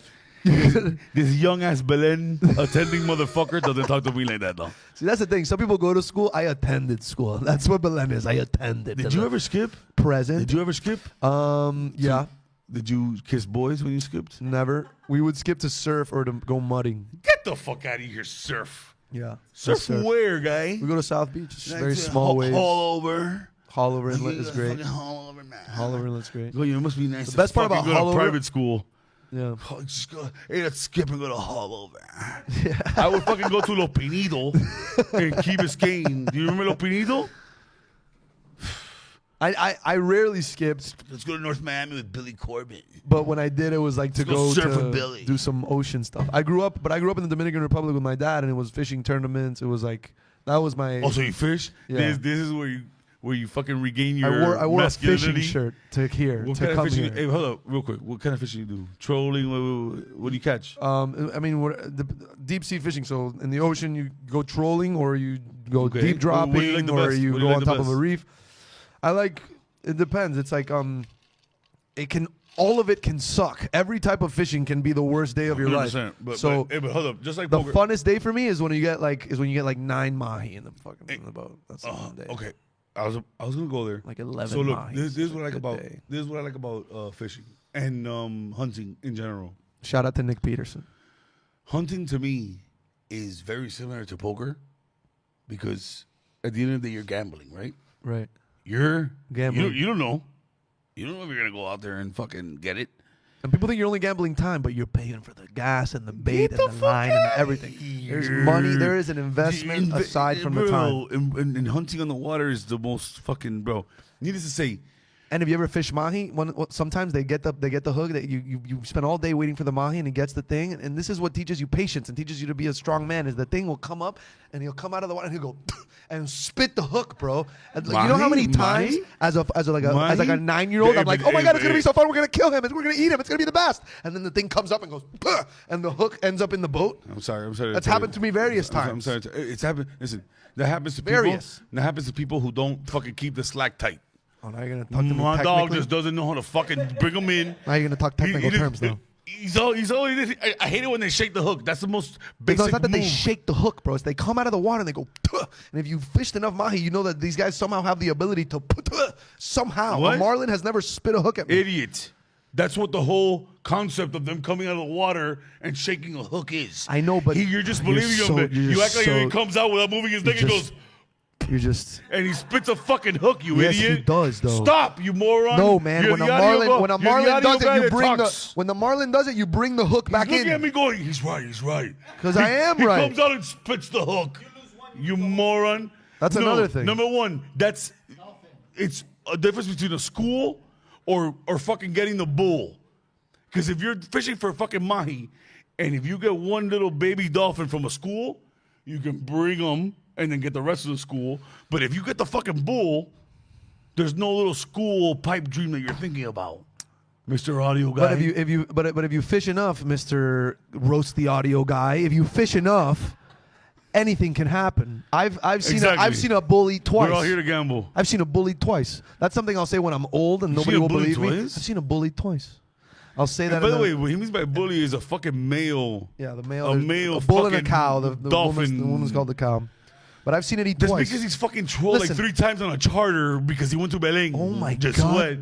Oh my He's God. Fucking, his Oh father my God. fucking paid for all Get the your- times he get went. your greasy I actually man bun and fucking- take it I went somewhere out else. there- Listen to me. I fucking rigged No. ballyhoo. I rigged ballyhoo. Okay. The reason your fucking dolphin don't bite is because your ballyhoo bounces. Have you rigged ballyhoo or have you done a double line? Because the rig ballyhoo, do. we'll rig ballyhoo quickly, but do double lines for everybody on the boat. Well, a double line is just another tie. Right, but For I'm the saying fucking like value. it doesn't matter the work involved. I'm not gonna go work by work with you I'm right not now. gonna go- Fishing task by fishing task. Do you know how to do a knot? Doesn't matter. The point is The point is that you haven't caught fucking bullies. no. The point is that Stop a talking. That's mahi- the point. The reason fishing is so crazy is because not fishing in general, but a mahi will spit a hook into the boat, and when you see that at a young age, as a young kid, you're like, all right, life isn't fair. I had it, and now the hook is in the boat, and the fish spit it. And I don't know the science behind it. I'm not gonna lie to you. Okay, I'm not gonna argue with you. I'm not gonna tell you that a mahi has a strong amygdala, and that's why that happens. I don't know that. I've only lost. And by the way, that's one the dopest fucking fish, in my opinion, is dolphin because they jump out of the water. Exactly they're like so you're talking cool, about. bro. You troll for this fish behind your boat. You fucking And put they a bunch of beeline. lines. If you ever see the beeline, You know, and- where it's just like their fin, and it's like, if I could and- describe it, it'd be like, it would be like that. And then the hook is, and then they hit the hook, and then and then halfway But you're having fun, but- and then it comes up and Marcello. it spits it, it spits the thing, bro, and then it hits you. The hook hits you. You're like, what? It was so far away. How did it get? It spit it. It's hard to believe that this guy's sober. It is, but this is how It's I hard- am. it's hard to Imagine believe he's being not my on mom, bro. amphetamines. Imagine coming home Hey, listen, and more expecting power your to kid you. to be You're a fucking tired. gor- And I'm you're like, a hey, gorilla. mom. You know what You're a I mean? gorilla. Like, This is him stop, sober. bro. You know how many events my mom tried to put me in to tire me out, bro? I was in everything. I played tennis, baseball, soccer, everything, just so I'd be tired. And I Awesome. would get home and be like, let's chat. It's the worst, bro. No, it's amazing. It's not good. Hey, it's amazing. But back to the facts. I hope I have a chill kid. Dolphin do not spit out hooks the way this guy suggested. Yes, they do, bro. And no other fish does it. And by the way, You've ever seen a barracuda spit a hook? Say it. Say it. a barracuda, Has never spit a hook they at you, bite has through it? lines. Exactly. They're the different fish. You're They're a still gonna different keep fish. talking? Guy, shut the fuck up. You have no say in the No, matter. I love it. You know what he's gonna be though? He's gonna be like my dad, the soccer dad. That my dad doesn't know a thing about soccer, but he's like, "Tú te tienes que meter ahí, ahí. You have to go in." It's like, what are you talking about? He just wants to You've have never an watched the opinion. game. Yeah, exactly. You don't have any credit. You or never watched the credentials. game. Shut up. He's like, pressure. You're gonna be the guy at the hockey game, like, yo, it's icing. He's like, he doesn't know what he's talking Fuck. about. And bro, but back to the point, like the different styles of fishing, bro. Yeah. You could troll for the fish back there, and you could fish in the top of the water where it pops out. Yeah. You gotta fucking tighten this. Like that's so much doper. Yeah. Than having to just pull a fish out of like the abyss. Oh yeah, like the deep Where it's dropping. just- Yeah, you're just pulling the motherfucker out. Or even With- tuna, bro. In tuna, you're not even supposed to take the. Tuna's so you're not dope, even though. But you're not even supposed to take it out of the rod holder. You're just supposed to be there like the wicked No, tuna just guys. It's like 100%. what you want to Yeah. do. Listen, when I wanted to fish, what I thought fishing was like a boxing match. I thought that I was gonna go, and then I was gonna go, and then I was gonna go, but it's much more like survival only than certain that. fish. That's only It's not certain like fish. that. It's like, have you ever fished white marlin? Like kite fishing and shit. No, just white marlin. Like you I mean, do- I fit, but kite fish for marlin. Well, so the way you fish for white marlin in a tournament is you get dredges, which are things that are underwater on both sides of the boat, and then you get lisa, which is mullet, and you stuff them, like you empty out their guts, so they're just like these lively things that are moving, and then you tie them in a formation like it's a circle. A flying V. It's like it's kind of like a dream catcher, you know what I mean? But it's all lisa, and they're all like in a group as if they're swimming together. And so you do that, right? You let those out like 50, 60 yards, and then this is what I saw as a kid. This is where I learned to fish, bro. The marinos on the boat, the guy on the top will be like, aguja, aguja, aguja. And then the guy, that means that the aguja's on the dredge. The aguja's never on the bait. The aguja's always on the dredge. So you get the dredge and you pull the dredge in. Pull them in. The guy that's pulling them in is from up here. The guy on the top, he has two things. He starts pulling in the dredges. He pulls in both the dredges, and then the aguja drops back because the fish like disappeared because you put them into the boat. And when the aguja drops back, there's your bait. And then va a That's comer, what it creo que va a comer, no va a comer, hey, va a comer, no va a comer, comió, ah! And you have to go crazy. And then the worst thing you can do when a white marlin bites, white marlin are known for having a very small mouth. don't jerk. Blue don't jerk. marlin have a much bigger mouth, right? You don't jerk. So as a young kid, my first white marlin, Hook 'em. No, that's what they told me I can't do. So my first marlin, I have to learn to finesse. They go, so it's gonna run. Obviously, they take it and it's just going. And it You're stops for a supposed to little go bit. like this. with the freno, which is your what is it? And listen, now we have nobody else watching. Yeah, now Please that finish everybody's the gone, story. you go like this, ladies. You go like that right there. You see one tricep. You go like that, just slowly, and then you pull softly to the side, and that's how you catch a marlin. And that type of lesson, what it does. That's how you catch a marlin. That type of lesson, what it does is it teaches you finesse, okay, and it makes you, And it's not not- always try to be so brusco like my mom would say. That was his fucking pansy ass way of saying he knows how to make you squirt. You, No? That's what I got from it. no. I don't know. What I do know though is if you have a white marlin problem, I can solve that. Yes. This whole time, white marlin wasn't a metaphor for me. Yeah, girl squirt. Incredible. And you thought I Marcello. was gonna be annoying in school. You Incredible, must have been Marcello. annoying. in school. Incredible, Marcello. I'm fucking disappointed right now. I'm being real with you. I can't believe I just listened to that shit and you were were talking really about talking a about fucking fishing. fish. Yeah. Yo, have you ever made a girl squirt, Dougie? Hey, Dougie. Have you ever made a girl squirt? I feel like I'm at a lunch table with the cool kid, so I'm gonna be like, yeah, of course, I do it all the time. Did it yesterday, this morning even I did that. Yesterday as well. I always do that. You've never made a girl squirt. I do it all the time. I did it on the way here, I made it on the way and that's what I do. in. Hey, are you this timid because you have a girlfriend? Do you have a girlfriend right now? I have a bachelor's degree in doing that. I learned at a young age. It's a long process, but You have a once you bachelor's graduate- degree in avoiding the girlfriend question? Yeah. I don't. So when it comes to fishing, what I really enjoy is like it's not the jerk reaction, it's the smooth, it's those types of fish that I like to catch. It's the ones that, you kind of have to finesse, Hey, gangster. Now that's a metaphor. Hey, listen. Tell everybody where you're gonna be the next fucking couple months. I'm going to be doing El Let's Caballo close Show out. a la Mesa. And then make sure you go to the Wharf on March 6th for 305 Day with Only in Day. That's going to be lit. And follow me on Instagram. I'm going to be making more stuff. I'm working very hard. I promise there's going to be more stuff. So follow me. Hey, but listen, make Spell sure it Marcello with make two sure L's. exactly. Make sure. HDZ. But what's the name for all your platforms? Marcello HDZ on everything. Follow me. Send me a DM. You spell it MarcelloHDZ. Yo, put the camera back on me. Let's close it out. Yo. Listen to me. Follow this guy. He's the coolest beta male I have ever fucking chilled with. He is honestly, Thank you, man. he is the most talented motherfucker coming up in the city, hands down. Thank It's you for crazy to coming out hear here, that, bro. Cuzzo. It's crazy to hear that, and it's an honor to have people like yourselves say that Awesome. about me. I 'cause appreciate it. This is my city. Follow him. Trust me, bro.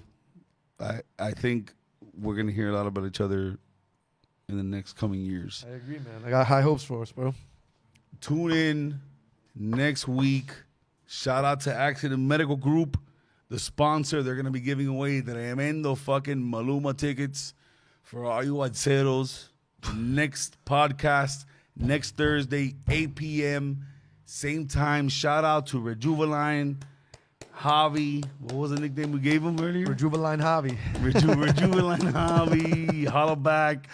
It's the only podcast with three guys that have man buns. God. We kill this shit straight from the horse's mouth. Holla back. That was fun, bro. That was fun as fuck. Good shit. I don't even know how long we went.